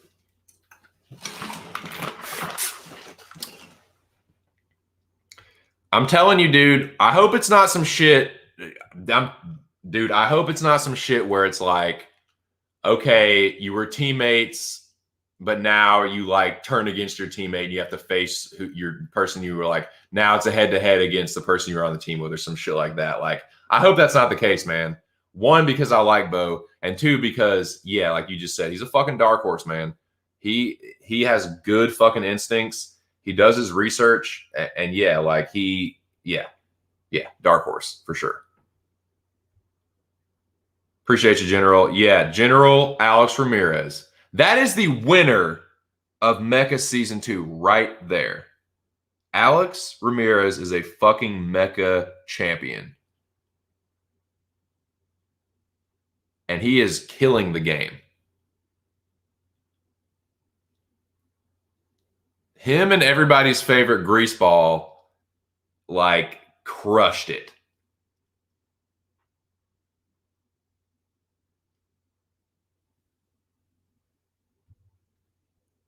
Dude. MMA KO, the man who sent me home from Mecca and helped me make the Mecca hype video. MMA KO, let me tell you something right now. Everyone, he had a rough week last week, but not the week before that, but the week before that, bro. The week before that, MMA KO was the dude that killed me this season. I told y'all, I got killed and was fucking resurrected by the power of the Mecca. I got killed this season, dude. I was declared clinically dead. MMA KO beat the living fucking shit out of me, so to speak. He fucked me up. He beat me fucking pillar to post, dude. Like, dude, thumped your boy. He would have beaten any of you motherfuckers that week. Like, he was in purgatory, but if he wasn't in purgatory, he would have gotten higher power. He fucked me up, dude. So when everyone was like, you know, yeah, like you bust his balls a little bit, but I could not dog him too bad, dude, because it would have been like, oh, what did you say? What did you say, little bitch? Are you the same one that I fucking trounced in week 2? Like, oh yeah, that was me. So yeah, man. Shout out to MMA KO. Yeah, dude. Rough.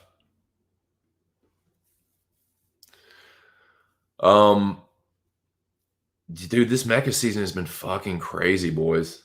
It's been fucking crazy.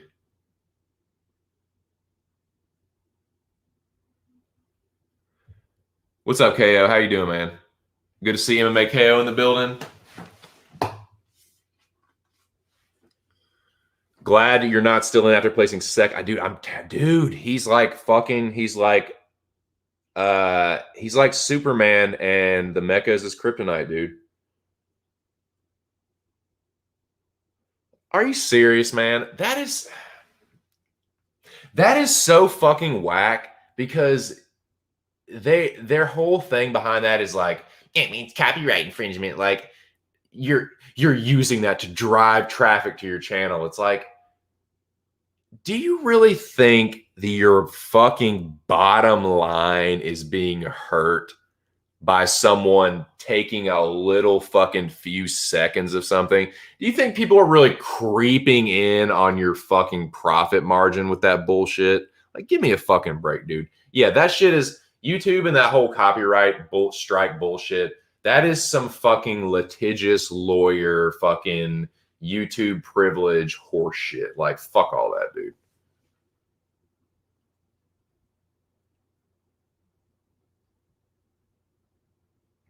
But yeah, yeah. So sorry, I get confused with this shit sometimes, dude, and I'm just fucking stoned. But yeah, KO and Zach Johnson still alive. KO and Zach Johnson still alive. So yeah, good shit, KO. Congratulations. You and Zach Johnson did the damn thing. And you can ask anybody. Well, I mean, nobody knows. That's a dumb thing when I say that thing. But no, I did think that y'all would survive. I did actually vote for y'all, for what it's worth. It ain't worth number but 2 cents. No, but nah, for real. I think I did think y'all would edge it out, and you did. Good shit, man. Congrats to KO and my best friend in the whole wide world, Zach Johnson. But now, if Zach is listening, and this is not bullshit, I did try. What did you go by? Like, what did Zach Johnson go by before? It must have been something else because I went through the list of accounts that I had blocked, and I found touches, I found Cardones, and someone else's I found that I unblocked, but I could not find fucking Zach Johnson, so he must have gone by something else. So yeah, if he, I don't have a problem unblocking Zach. I don't fucking hate him. I just think he's kind of a prick and is really, really fucking annoying sometimes. But like, whatever. I don't hate the guy. Like, I tried to find him and unblock him, but I couldn't. It must be that he went by something else. And I don't know. I don't fucking know. But yeah, I just want to throw that out there. What else was I gonna say? But yeah, good shit, KO. Good shit. Yeah, I didn't think like that. I knew you weren't gonna have a fucking like you weren't gonna blank like last week, but that was hilarious. But yeah, MMA KO. Make sure you guys subscribe to his YouTube channel. He puts out dude, that last one, that fucking Theo Von and Poirier video was cracking me up. Would you kill him? Yeah. Yeah. Yeah. Yeah. Yeah, I think I would. I think I would. Oh yeah, dude, that shit was funny. Yeah, go check that out, man. That fucking edit, that fucking Theo Von Poirier edit. Theo Von is hilarious, man. He's one of the most ridiculous people on planet Earth. So funny. Touch and KCOH are more dangerous predictors. That was another reason, dude. For as much shit as I give the Heroin Frog and Touche, as much shit as I give them, like Touch is, I've always said that Touch is actually a pretty damn good predictor, and he does pretty good on DK. He does pretty fucking decent on DK. So like Touch, he does some like Touch is a character. Touch is a character. He's a little bit of a troll, but he's a harmless troll, man. Like Touch is he's a good character around here, and like he's actually a pretty good predictor. And same with the Heroin Frog. Like, yes, the Heroin Frog, he got called out. It is what it is. Like, he's definitely been a sport about it. He didn't fucking like, he was a man about it. Like, it's whatever. Like, yeah, I'm still gonna fucking bust his chops, but like, I don't have a problem with OJ. Like, he's a great fucking heel, and yeah, I think he's settled into that role nicely. It's fucking hilarious. But yeah, he's not a bad predictor at all. Like, he just has his fucking style. He has his parlay, favorite heavy style, and yeah. Anyways, but yeah, I agree. Yeah, dude, YouTube puts the fuck to your boy. Like, they be chopping my views. Well, and shout out to Mo, man. He thank you for Mo for suggesting that key search word. Or the search keyword thing or whatever. Putting those keywords in, I feel has helped a little bit. But yeah, like YouTube blacklists you. They put the fuck to you. Like, my wife is on IG and she runs into similar problems, but like YouTube, like Instagram's a fucking meat market, and they have their own kind of little like shit that goes on there. But like fucking YouTube is a fucking like, I don't know, man. I almost want to say it's like a scam. It's like the algorithm is literally like can be bought and paid for. And it's a business. Like, YouTube is a fucking business. It's not like some people think that YouTube is just like, oh, everyone can get on there and they have an equal chance to become famous. Blah, blah, blah. Like, no, that doesn't fucking happen like that, dude. Like, the people that are paying the most and like the odds are always against you if you're just a fucking startup. Like, and most of the time you have to invest in it like you invest in everything else. But yeah, that you ain't just getting into that fucking algorithm. Like, please, you have to put out consistent content. You have to put in the right keywords, apparently. So yeah, shout out to Mo for that.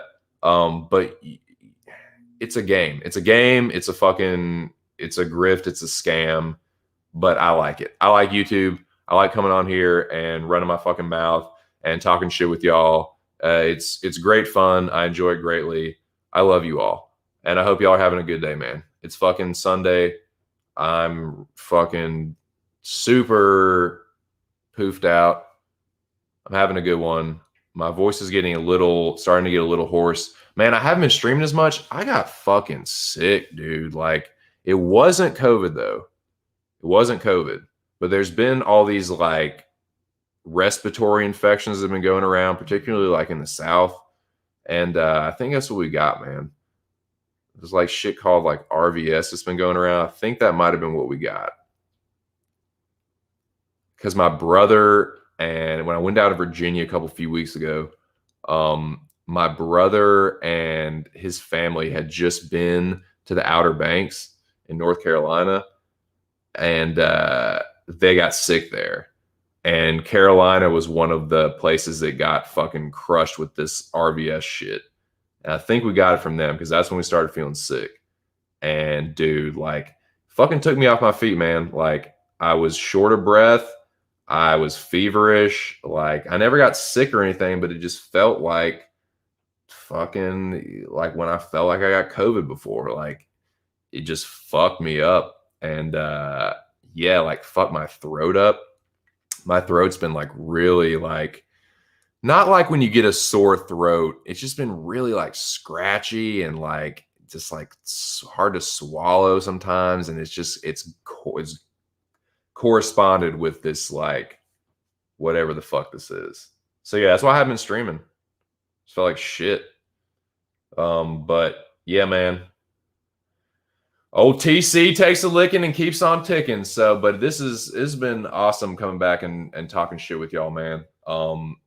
So yeah, I just want to make sure that everyone gets their props for what they did in the Mecca. I want to make sure that Jack and Noah get their props for killing it in the fucking the prediction / capper world. And yeah, shout out to everybody else that made money. Shout out to all my degenerate capper buddies. Shout out to all the, because let me make this distinction real quick too. Let me make this perfectly clear. I'm cool with the guys at Pub Sports Radio. I don't really, for the most part, consider them to be greasy cappers. I don't. I think for the most part, they're pretty good cappers. I think for the most part, Pub Sports Radio is like they're a good group of handicappers.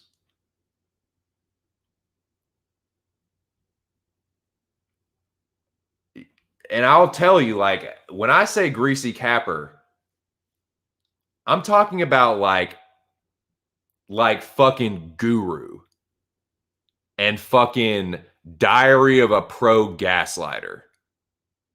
Okay? I'm talking about fucking scam artists like that.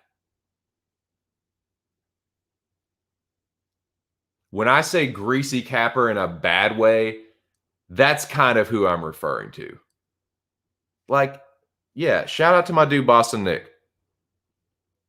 Nick gets a lot of fucking flack around here, man, and a lot of it is just not deserved. Like I said, that shit, like, yeah, when he puts like, if he's gonna put the thing with the wig and shit, yeah, like people are gonna, dude, people are gonna bust your chops about that. But like, nah, man, Nick is a good dude. So shout out to Boston Nick. Shout out to the guys at Pub Sports Radio. I haven't been over there as much, but I don't have a problem with any of those guys, man. They ain't done nothing to me. So, yeah, just wanted to make that clear. But yeah, dude, shout out to fucking Jack and Noah. Shout out to Jack and Noah. You want to fucking get greasy with it, dude? If you want to fucking get greasy with it and you want to make some money, holler at fucking Jack Attack MMA. Holler at Jack Attack MMA.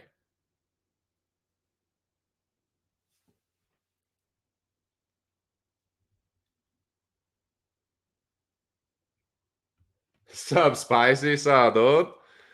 Sam is here to say fuck Minifield. Dude, that was frustrating the fuck out of me. I was so fucking frustrated about that.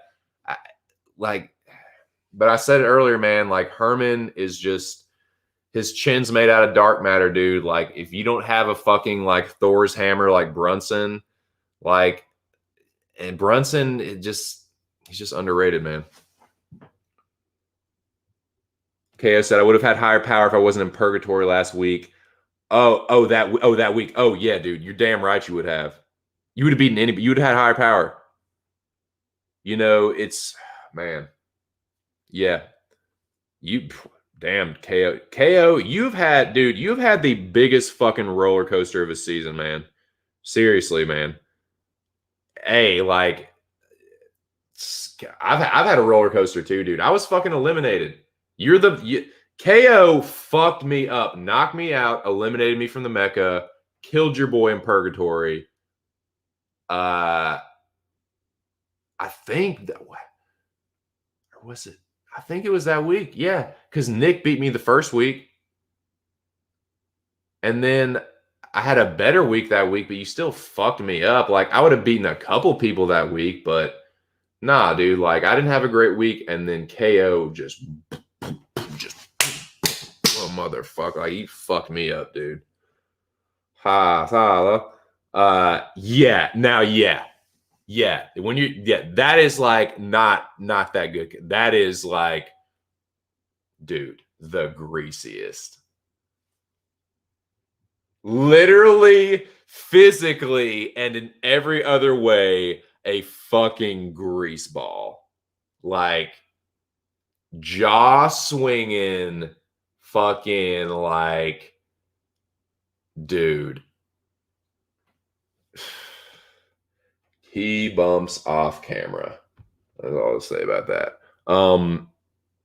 Biggest difference in a way I made picks this week was Ark's uncut. Don't change your mind because an expert gaslights on the other side. Truer words have never been spoken. And I will echo that because that is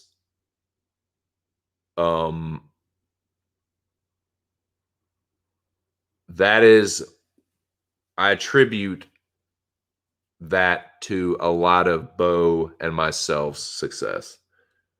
I attribute it to going with your gut, no matter, and not even thinking about the odds. Like, the odds are like something that I look at the very end. Like, maybe see how the money line's moving, maybe. I don't really look at that a lot though, man. I'll look at that just out of curiosity, like, oh, after I make my picks, I'm like, oh, how many of these picks are actually dogs? You know, I'm usually, but I don't gamble that much, so that's kind of why, yeah. But dude,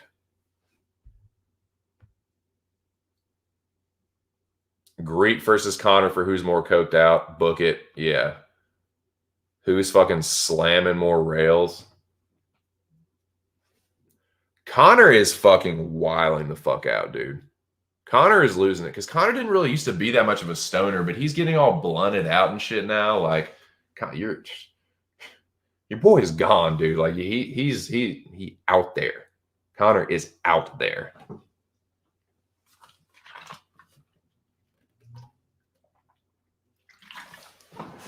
He is like, it's not the first time it's ever happened, but he is really one of those, like, dude, success got to him, drove him crazy. Now he started losing, and now he's just losing his fucking mind. Like, he has all this money, but he's just like snapped.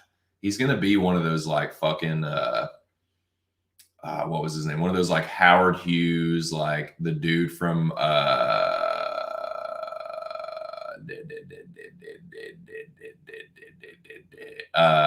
There Will Be Blood. One of those like super rich, crazy guys like starts to lose it and like has everyone around him do all this weird shit for him to like keep his fucking like lunatic weirdo lifestyle going. And then he'll just like, I don't know, it's just going to end bad. It's going to go bad. He crazy, man. He out of his fucking mind, dude. I mean, he crazy. Let's stick together.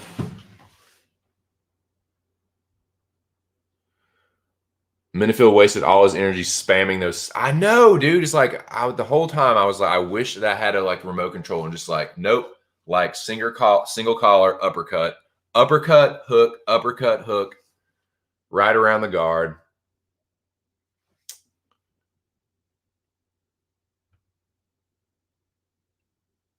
Hammer slaps. Dude, they were. He didn't look bad. I don't think he looked bad. I was just like, it was frustrating. Yeah. And yeah, at that point, I was a desperate man, Noah. I was a desperate man at that point in the night. That was my lowest point. I think that was right after the Carolina fight. Yeah, I was a desperate man. So I was like, you have to knock him out. Come on, Alonzo, you had to knock him out. I'm gonna lose. Like that's where I was at. So yeah, I was pissed. I was fucking pissed at Alonzo Menifield. But, you know, they even said it in the third round. They're like, it's not really on Menifield. It's like, that's Herman's literally only chance of winning the fight is making it some dirty, like, clinch fest where you fucking, you know, you dirty box Menifield to death. Or you clip Menifield in a fucking, with like a short fucking, like, uppercut or hook in the clinch. Like, that's his only chance of winning. And he was like, no, he was like, look at this dude. Look how fucked up this dude is in front of me. I'm not risking it. So I did like to see that from Alonzo. But yeah, I was a man, a fool at the end of his pitiful rope. And I needed something, man. So that's why I was pissed. I was very fucking frustrated. But like in hindsight, yeah, I guess like he is clearly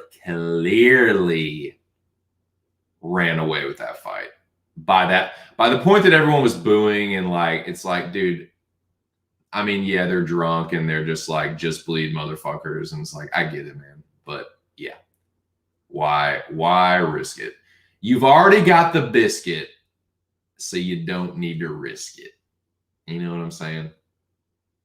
Ain't no biscuit to risk it for. You done got the damn biscuit. There ain't no need. So yeah, I get that. I get him not going for it in the third.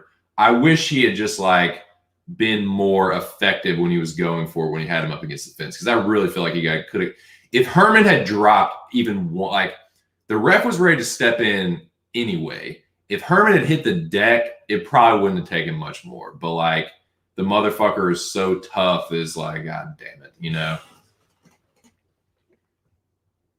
Yeah, now that's where it's I did, because like, dude, if you keep lighting his leg up, he's not going to be able to catch you with the one punch. Like even if he hits you, there's so much sting off it now because you can't plant. Like every boxing head knows that like that's where your power comes from, is your legs. The kinetic chain through your legs, in your hips and your shoulder, you know what I'm saying? But if you can't plant on those legs, like you're just counting on your explosive like torque from your torso. Torque from your torso. Say that 10 times fast. But yeah, it's true. Like it's just you're taking power off of it. So I would have liked to have seen him just like, you know. And of course, hindsight 2020. But yeah, I feel you. Oh, dude, I feel like he could have gotten that. I feel like he could have gotten that too. I remember one hook Alonzo landed Herman's head, and the second sounded like a gunshot. Dude, not just this, but I am loving. Some people love the crowd, but dude, I like it when it's like dead silent, dude. It feels like something out of a movie. You can hear every fucking shot and how fucking hard they are, and like you can hear the fighter just fucking roar when they get the win. I like it, dude. I like the more intimate setting. I like the no crowd. Like I know I get why the crowd brings a certain energy and it brings a lot out of certain fighters, but there's something I like about that fucking like that silence and them like hop the sound of them like bouncing off the canvas and like, dude, the crack and the smack of those fucking, oh dude, yeah. There were a couple, I was saying this earlier, Noah, like if that was some other people in that division, it is fucking good night, Sweet Prince, because Alonzo, he's like Cyril Gahn, dude. He just looks like like he came out of a fucking comic book. And he throws power like he's trying to fucking take out the wall of a building. There were some of those that just barely missed Herman. I was like, oh, I don't care how tough your chin is, that is a fucking night ender. And yeah, Herman is just, it's a dark matter chin. He's a scientific experiment or something, man. Who threw more strikes in the third round, Minifield or? That's funny, dude. Yep. Yeah. I think he secured it and then just yep, I got this. I agree. Was there anything that I didn't cover? I just want to, as far as the Mecca, I just want to make sure I give people their props and, the people that got eliminated, I want to give them a final salute and shout out. But yeah, I think we got everything. I think I covered everything. It's been a long Mecca, dude. It's been a long fight. We've been at it, boys. We've been in the trenches of this fucking Mecca for over a month. Fighting, clawing, studying, predicting, stressing over these picks, trying to get this fucking pot of gold, dude. The hunter has been trying to get his fucking bounty. Shit, dude. It's going on months, but about to be going on a year since these Meccas started. It's my third one. Your boy's still going strong, man. Your boy's been building momentum over these last few weeks. I had a damn good teammate, man. I had a damn good cooperator this week. Big shout out to the homie Bo Jackson. Big shout out to Bo, man. Bo knows Mecca, man. Do not sleep on Bo Jackson.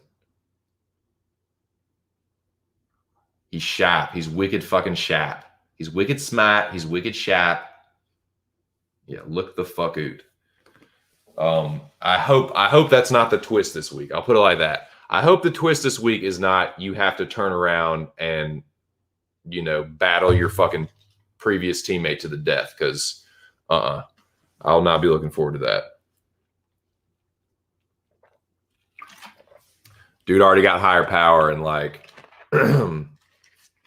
yeah, he did damn good this week. I think Bo and the General got the same score. Dude, anything really in the upper 5s to 6s, anything is a good score. It just is. That means you've got more picks right than you've got wrong, and you're hitting methods too. So any score like that is really fucking good.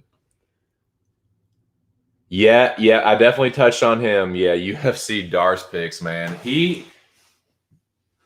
That will be, no matter what happens, man. I don't know if there's anything that's gonna that could be the seminal fucking moment, dude.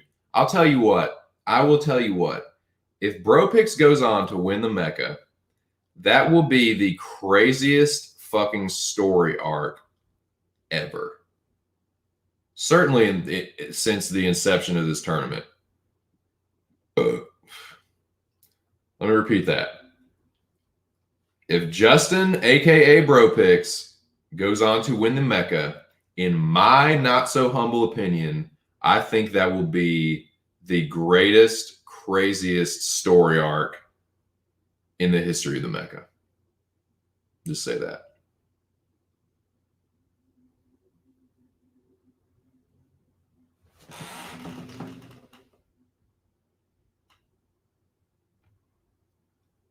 Only 630? Bro, that's good.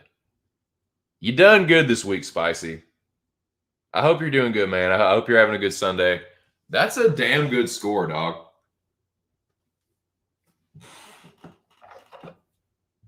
That's a damn good score. Okay. I'll tell you what, boys. I need to take another piss real quick.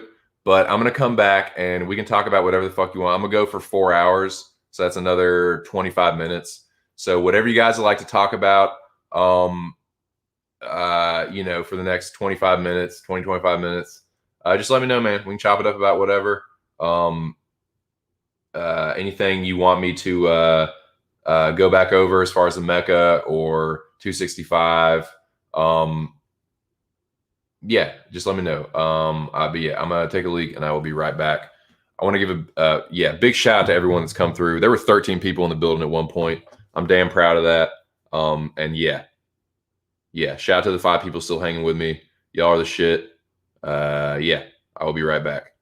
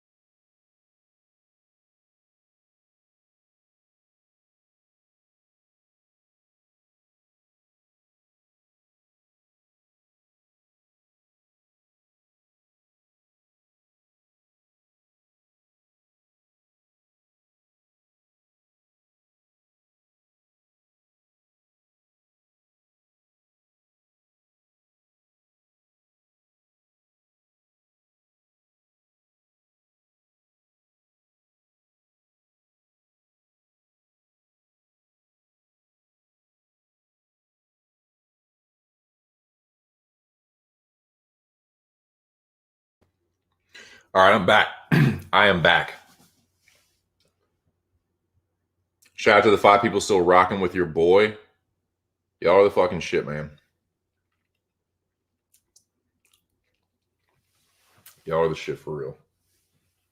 I am going to put a little more Chiba in the water pipe, and we will proceed for these last 20 minutes or so. Do a little wrap up. one more nice little sesh here. And yeah, we can talk about whatever you guys want. I want to make sure you can see right there that I put enough shine on Cyril Gahn, because I don't feel like I've talked enough about Gahn. I did my little Derek Lewis rant. I talked a little bit about Gane versus Francis, and we talked a good bit about the Mecca, and I wanted to do that. But man, yeah, for all the shit that I talked about Lewis, like, yeah, and it sounds like I'm just totally shitting on the guy, and to an extent I am, but like, yeah, like Lewis, he's the greatest one-trick pony ever. But I knew how good Gane was before that.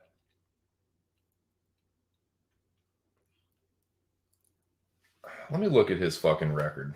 Because I can tell you the exact point where I started taking notice and then became more of a fan, then became full-blown standboy and knew that he was going to be fighting for the belt. Go back through that real quick. Because, and I was just thinking about this, it's not that they fight the same way. It's not that they act the same way. But I'm just talking about their like career trajectories. It reminds me a little bit of John Jones. Undefeated, relatively younger. I mean, John was so young when he won the belt, but Gane obviously isn't that young, but younger for heavyweight, undefeated. Nobody can really seem to find an answer. High fight IQ. Like I said, they don't fight the same way, but Gane is a lot more, definitely has more power. People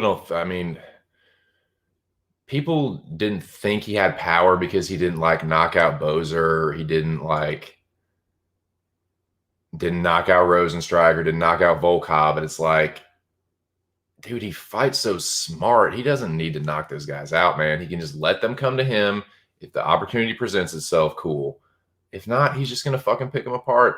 He's just going to style and profile on them. But yeah, if you don't have the best chin,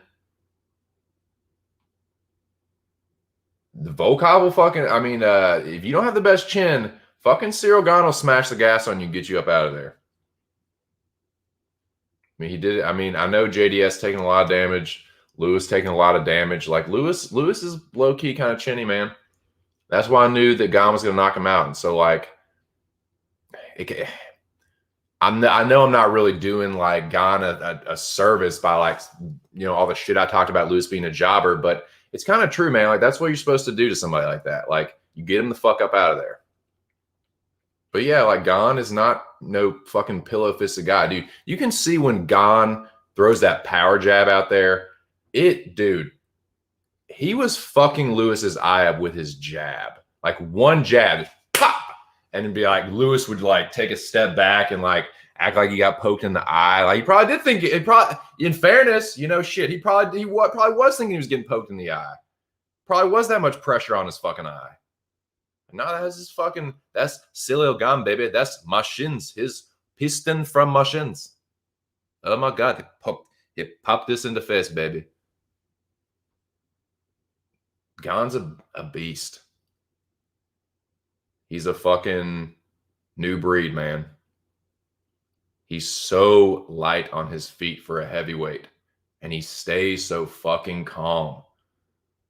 Who fucking stands in front of Derek Lewis that calm? Like, yeah, you can yeet on him, but everyone else is just like, and I mean, there were some times where he was like, he had to like duck and like turn his back, circle around. But for the most part, he just stood right in front of him. Fucked him up and knocked him out. His leg kicks, oh, the baby.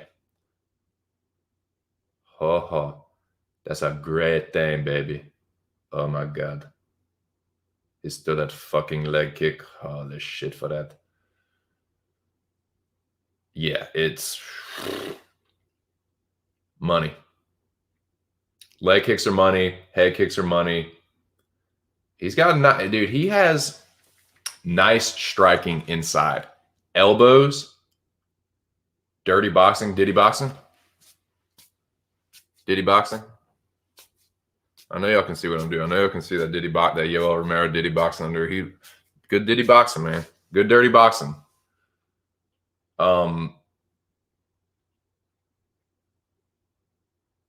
Yeah. When he just said the fight IQ, the the combination of speed and power. Yes, is he the one hitter quitter that Francis is, or in fairness that Lewis is? No, but it ain't sweet. It ain't nothing sweet. I'll tell you that. Like when he decides to, that's a fucking 250-pound man that's fit as a fucking fiddle and moves like a fucking middleweight or a welterweight, dude.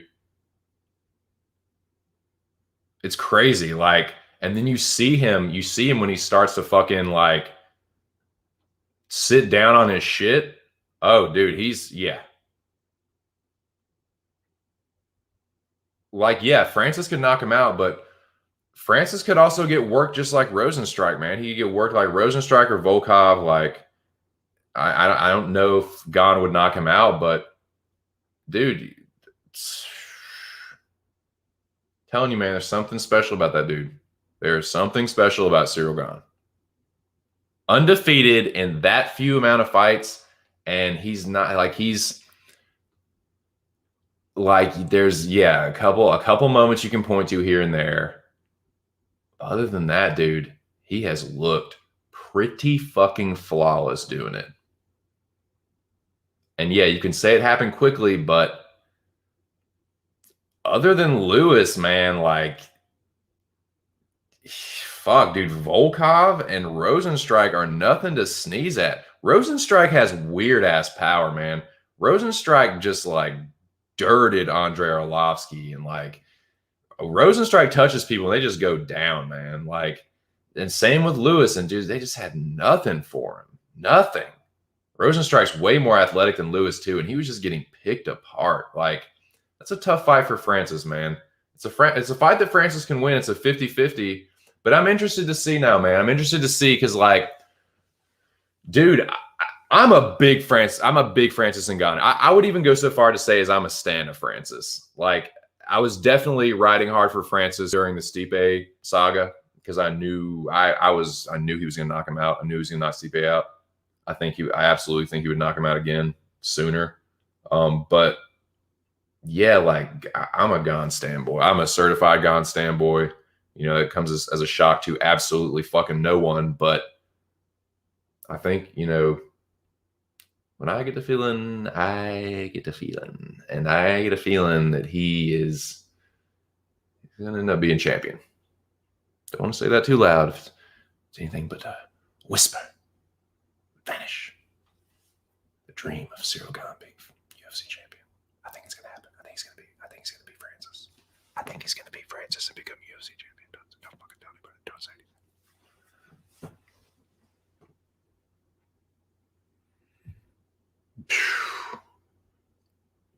Pissed me the fuck off. Yeah, I guess broke my heart. Pissed me the fuck off. Oh, dude, maxed out stats. 100.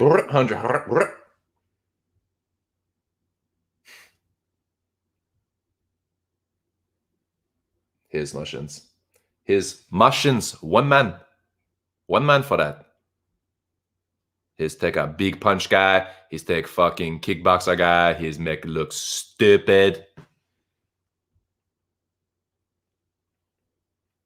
Oh, dude, I could see them. Yeah. Like, Gane wins one, Francis clips him in one, stops him. Oh man, yeah, it'd be crazy. It is. It's gonna, dude, and that is like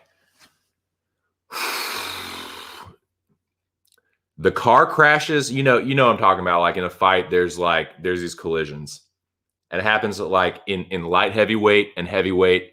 Those collisions, it's just, you know that something's gonna happen. That's why I don't care if they're technically the deepest or the, you know, the most to me, overall, those are the fights that I like watching more. Light heavyweight and heavyweight. Because, yeah, there's some knockouts. Motherfuckers be going to sleep. And like that kind of collision with Francis and Gane, like when they start, like when they meet head on in a fight and it's for the belt, it's going to look a lot different than that sparring. It's going to look like that sparring, but each guy is going to be amped up to like you can like.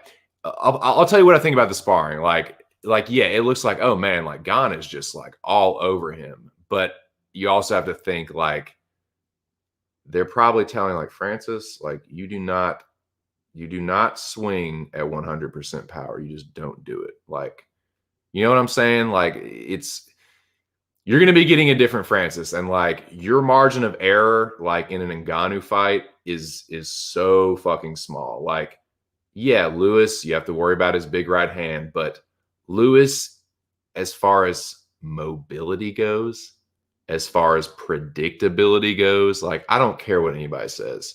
Lewis he's dangerous because of the power, but he's pretty fucking predictable. He's pretty predictable, dude.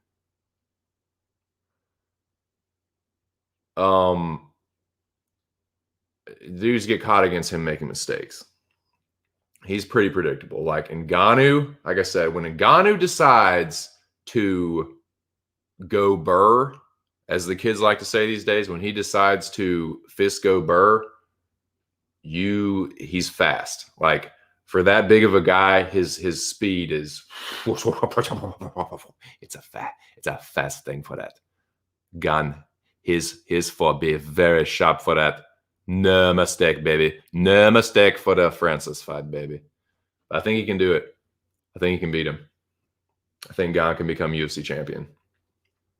But that is going to be, I don't know about y'all. Like, I'm sorry. I know, like, DC, Stipe. Nah, I'm sorry.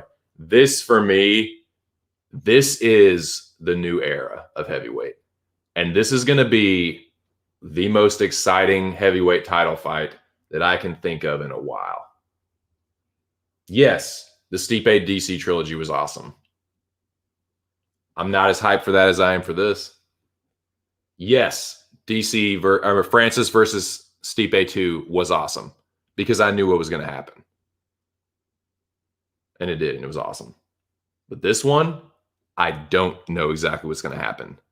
And it's going to be fucking awesome. Like, dude, just the thought of it, man. Like, it's going to be a fucking superhero battle on Earth.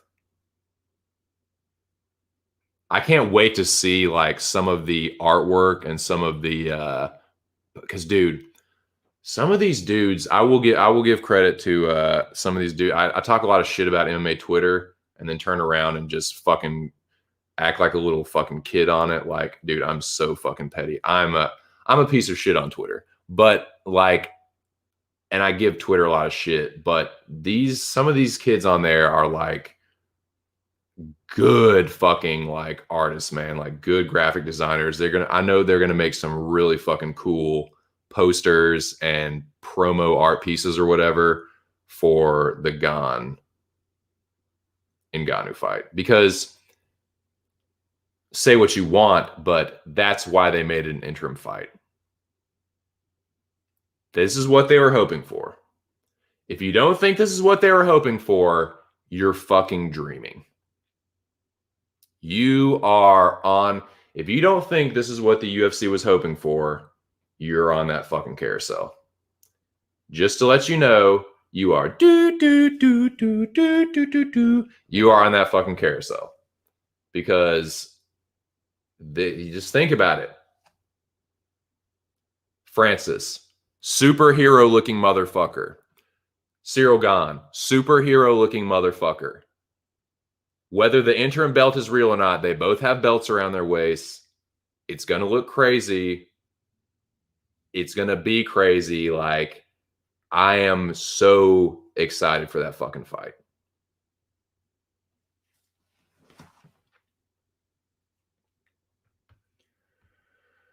Oh, shout out and salute, Anon. What's going on, man? Tough sledding, Bobo. Tough sledding. It was I didn't like seeing you go, but yeah, like I'm not too heartbroken about your teammate leaving. Not that I hate Goat. I just think he's a fucking um a you know what. But yeah, man. Good run. You had a good run. Um yeah, dude. It's I've been talking about that. Like people have had some crazy like arcs in the Mecca, like story arcs.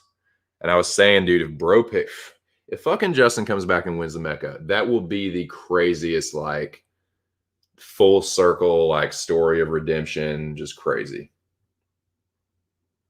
Yeah, those are the great ones, man.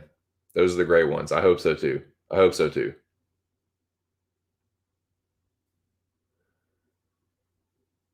Yeah, I'm dude. I love Francis. I do. I'm a Francis Ngannou fan.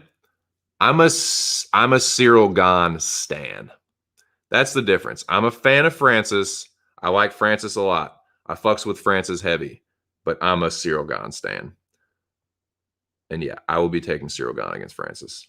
Just to let y'all know. For the record, right here, right now, let me just say, I think that Cyril Gahn will become the undisputed UFC heavyweight champion.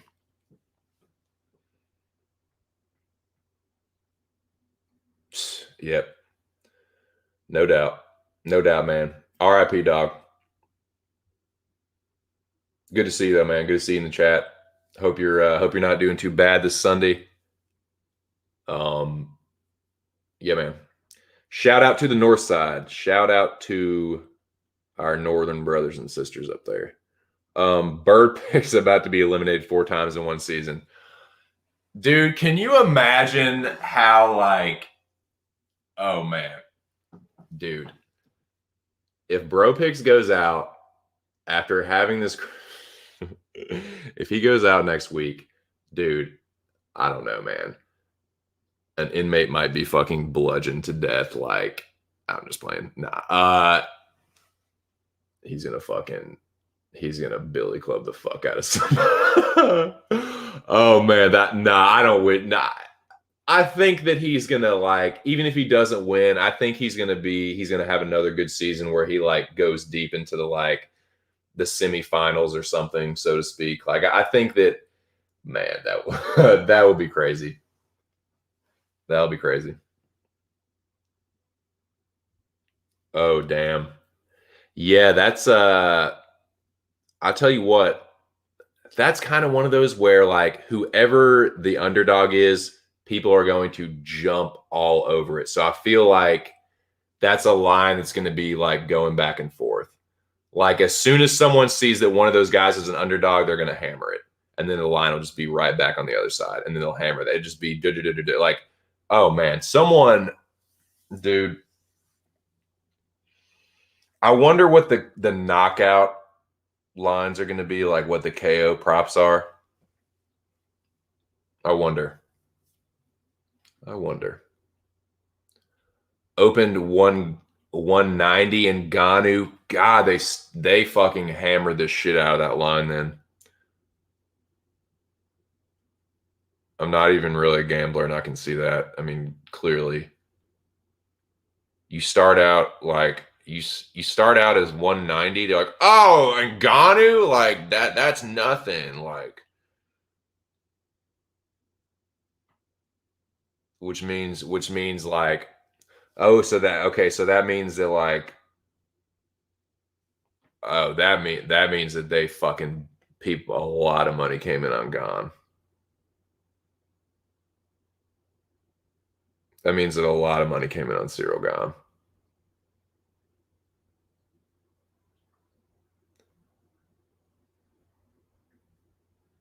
Right? Because if people were betting in Ganu like that, it would get even like steeper, right?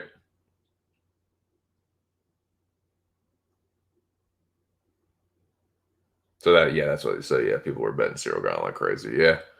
Yeah, I mean, I'm riding that train.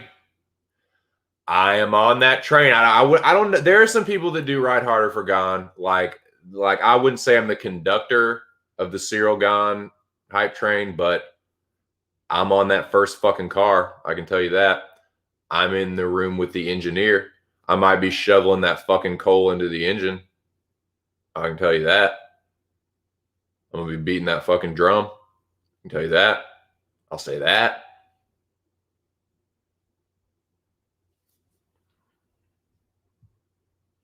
Gotcha. Yep. Just sitting there like fucking vultures, just waiting for it. Right. And that's where it's like, that's where it is the 50-50 to me because yeah, he can be getting like pieced up. See, Ngannou is what people think of Derek Lewis. That's what people think Derek Lewis is because of Volkov being an idiot, um, and Blades making a dumb decision. But like Francis, like he can do that in a couple of different ways. So yeah, he can. That is like the narrative that people were going with Lewis this week. Like, oh, he can be getting pissed up and just all it takes is one. No, that can actually happen with Francis because Francis has more he has more technique than Lewis with the boxing, and Lewis he like he doesn't have the range, like he doesn't have the physical attributes that Francis has. Like Francis is he's a big boy, baby. Like he's a big fucking dude. And so yeah, and he's athletic for that big too. Like that's what's crazy about Gon and Francis. They're both fucking huge, but they're athletic as shit. They're not like 250, 260 and fat. They're like, Gon is like 245 and shredded, and like same with Francis. It's gonna be crazy, dude. It's gonna be a crazy fight. Because yeah, Francis really can like it's not just some lucky punch. Like he'll throw the fucking buzzsaw, but then one of them in there will be like a textbook like left hook or a text because that's like he slept Stipe with a textbook check hook. Plus Francis Ngannou power. Like he timed the check hook perfectly. As soon as he saw Stipe leaping in, boom, left hook. Check left hook. Rosenstrike, he windmilled him, windmill overhand, and then textbook left hook right on the chin. He windmilled to get him into the up against the fence, and then it was dial that left hook in. So that is where my lean is kind of now. Like, yeah, I think that's kind of what's. I mean, fucking y'all. Who am I kidding? Y'all know I'm taking Gon, but yeah, I think like it'll kind of be like what Stipe did to Francis in the first fight because Gon will. If Gon thinks that you're like sees you as a legitimate striking threat, he'll stay back and he'll play the point fighter game and he'll kick you in the stomach and fucking kick you in the leg. And let's face it, Francis is a boxer. I don't mean like he's just a boxer, but like that's his striking style is boxing. So like chewing up that fucking leg, body kicks, like I see Gon doing that for like 5 rounds. And he seems to have the cardio to be like he slowed down a little bit, definitely towards the end of the Volkov and I'm thinking the Rosenstrike fight, but for the most part, his cardio is pretty fucking good. Considering, and dude, he probably has a speed advantage. He's fucking quick. He is quick.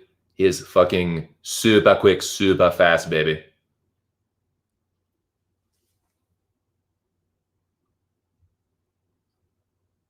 Exactly, dude. Exactly. I think people get that twisted. Oh, he's boring. He's boring. He's boring. When he decides to mash on the gas, he'll get you up out of there. Ask JDS. Ask Derek Lewis.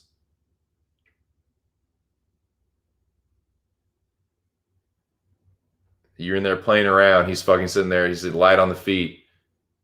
You know, you think, oh man, he's running from me. He's running away, and then all of a sudden,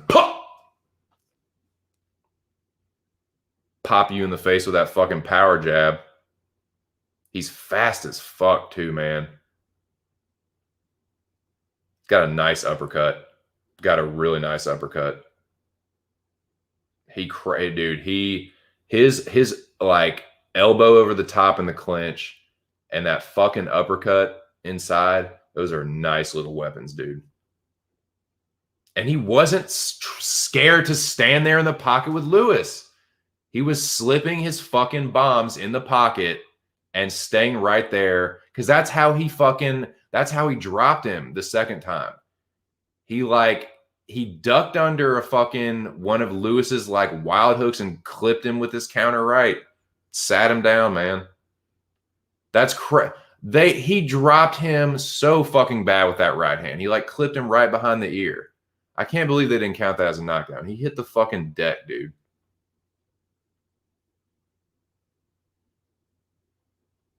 So what are they saying? Lewis just went to the ground on his own? Get the fuck out of here, man.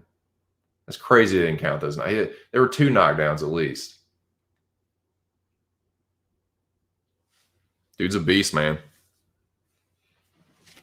It's a shame that it takes no, you have to beat some fucking casual fan favorite like Lewis to get any fucking respect. You know, totally style on superior strikers. But no, beating fucking my balls was hot is the one that gets you the fucking love. It's just fickle ass motherfuckers, man. They're just haters. But whatever. I call that shit. I knew that he would knock Derek Lewis out. That's exactly what fucking happened. So yeah, Lewis backers, eat your fucking crow today. Let's see what's going on. What is going on? Yep. You got to crowd the kicker, man. If you don't crowd the kicker, you're going to get kicked. Period. We love it, man. You stand on the outside of a dude that likes to fight at range. Oh yeah. Because you can if you're good at that fighting style, if you're good at fighting from range, that karate style, as far as the bladed stance and the kicking game, you figure out where the sweet spot is. That range where you're like, yep, I can drill this dude with a kick. And even if he swings some fucking crazy overhand, unless I get clipped right on the fucking button, he's going to have to leap for it. And if you time that shit right, man, you can really find the sweet spot and fuck people up. And if you see them not reacting to it, you just fucking do it more.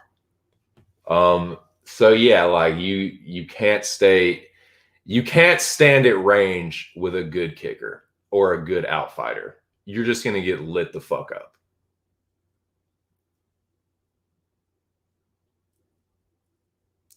In all the, my not so extensive training, that's the style that I had.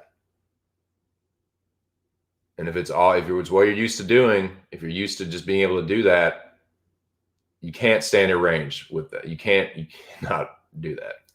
But Gon is nasty inside as well. He's really good on the outside. He's really good on the inside. And he's so fucking fast.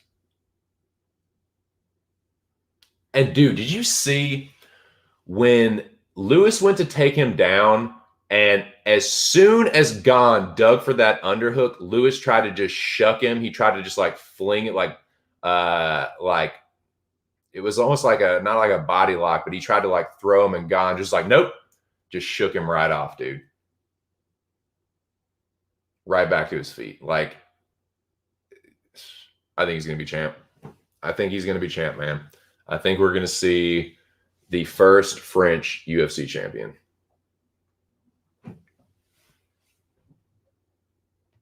I know Ngannou lived in France, but I mean, Francis lived in Paris, but Francis is Cameroonian. Gon is a fucking like Parisian. Like he fucking his sound very French for that baby.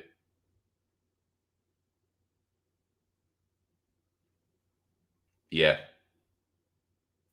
Dude, his like anti-wrestling and he's actually a pretty decent. His set is too. He said we train a lot of on the ground. He said that in the post fight interview, man. He said we train a lot of on the ground. I'm good there. I'm good for that baby. Oh damn. Womp womp. Sorry, duder. So yeah, well, I've gone over the 4-hour mark. So let me just do a quick little recap here. Big shout out to my teammate Bo Jackson, MMA prediction prospect on Twitter if you need him. He knows his shit. He is a fucking dark horse to win this whole Mecca. He was a damn good teammate. I'm glad I got to work with him. We did the damn thing. That's what's up, dude. Bo knows Mecca. Big shout out to Jack Attack MMA and Alex Ramirez. Make sure you guys subscribe to Jack's YouTube channel and follow him on Twitter if you want. And hey, who knows? We might start see now that Jack is like the fucking greasiest capper around. You know, maybe we see Jack put out some more videos and stuff like that. But in any case, good shit, Jackie boy. Yeah, man. Check Jack out on Twitter, man. He knows his shit. And Alex motherfucking Ramirez, the general, going strong, man. They had a great week. So shout out to them. Shout out to Iron Mo and Nick Alexander. You can find I think it's Mo Scream Fighting 1 on Twitter. But Mo has a channel as well. I think it's still Mo Scream TV. So go check Mo out. And check Nick Alexander out as well. I forget his exact. It's like Nick Alex, a bunch of numbers or something. Or Nick A. It's like Nick ALE, and then it's a bunch of numbers. But yeah, my favorite Aussie, and yeah, one of my favorite Arkies too. Yeah, so shout out to both those boys. They had a damn good week. Good to see them both still in the running. Yeah, I'm cool with both of them, and they're good predictors too. They've been doing well. Nick Alexander has been very consistent. Nick beat your boy. Excuse me. Nick whooped my ass in week 1 to get into the mansion, and he hasn't. Yeah, he's been doing pretty fucking good since. So yeah, shout out to him. Shout out to Mo. Shout out to MMA KO and my best buddy Zach Johnson. But nah, yeah. They had a good week as well. So shout out to them. They're both still alive. Check out MMA KO on YouTube. I think he changed his name a little bit, like MMA KO 10 or something. But yeah, check him out on YouTube. He makes awesome videos, man. Fucking hilarious. But yeah, shout out to Anon and iShart with the GOAT. Tough one, you know. Jackie boy had to hit him with a magic lightning bolt. They are vaporized. So yeah, condolences to them. Condolences to Touch and KCOJ. But they are staples of this community. They're not going anywhere. And yeah, definitely look forward to seeing them and Anon and even iShart with the GOAT. Like, you know, be interested. You know, hopefully, you know, we see them both back next year or next season. I mean, for the Mecca.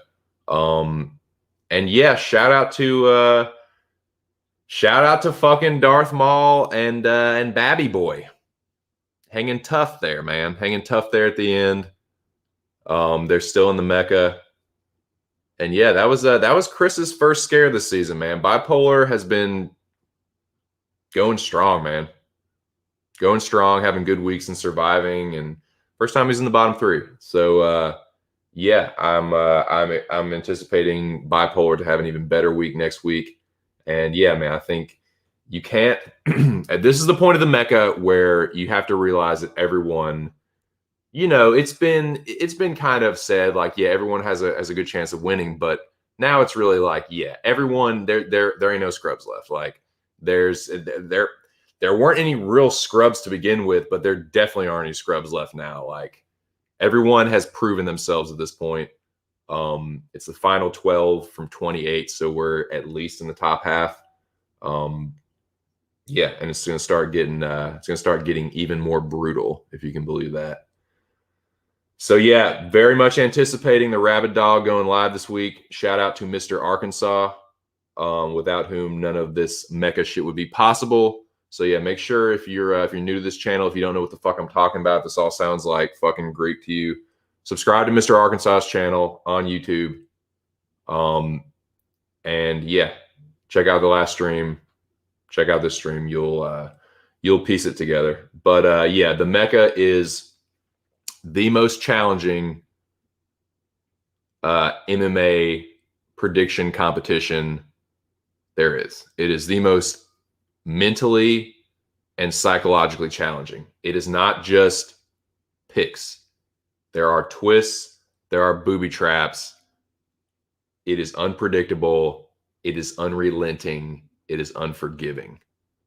And it's unbelievably fucking fun, dude. I've been having so much fun. Your boy's going strong. Your boy's gonna be I'm gonna enjoy this week, relax, kind of regroup, and then I'm gonna start taping next week. But yeah, man, shout out to everybody that came through, man. This is a great stream. I haven't streamed in a little while. This was a good one, dude. This is a real good one. Yeah, appreciate everybody that came through. If I go through, I know I'm gonna miss somebody. So yeah, you know who you are if you came through. I appreciate that. Yeah, shout out to everybody in the Mecca that's still in the Mecca that competed in the Mecca this season. Yeah, it's been a good one, man. And yeah, best of luck to everyone that's still in it. We are all gonna need it, man. Because you win the Mecca, you're always gonna have to have a little bit of luck. At some point, somewhere. So yeah, best of luck, boys. Shit, man. Yeah, definitely. Before you leave, I'd really appreciate if everyone either hit one of them buttons, like, dislike, whatever fucking blows your skirt up. But I would definitely appreciate that. It helps a little bitty old channel like mine. Subscribe to the channel if you're new. If you like what you heard, subscribe it. Click the little fucking bell notification. But yeah, man, this is a great stream. Good to be back after a little hiatus. And yeah, I might be doing another stream this week about whatever. So maybe go back to some like TC's Entertainment Center shit, review some movies or some music or something. I don't know, man. Think about it. But I hope y'all have a great week, dude. Hope y'all have a good Sunday, good chill Sunday, and have a good, work week out there. Yeah, man, I'll be around. Y'all know where to find me. I think it is at J is really bad. At J_ my 2 cents on Twitter. Yeah, man. Had a decent week.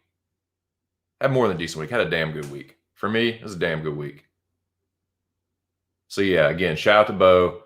Shout out to Jack and Alex and Mo and Nick Alexander and MMA KO and my old buddy Zach. Shout out to everybody else. Y'all are the shit. I really appreciate everybody coming through. Yeah, man.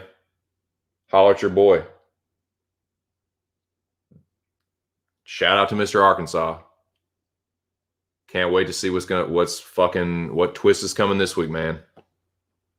So yeah, I hope y'all have a good one. Make sure y'all support each other's social media. And we'll all help each other grow and get recognized, and we'll all just get famous, boys. We'll all just get rich and famous. It'll be fucking tight. Nah, man, for real though. Y'all the shit. Hope y'all have a good one. Holler at your boy, man. I'll catch you guys on the next one. I'll definitely put out notifications and shit if I'm going to go live again. But yeah, man. War Cyril gone. War Bo Jackson. War TC. And yeah, man. Shout out to all you guys. This has been just my 2 cents, and I'll catch y'all on the next one. Peace!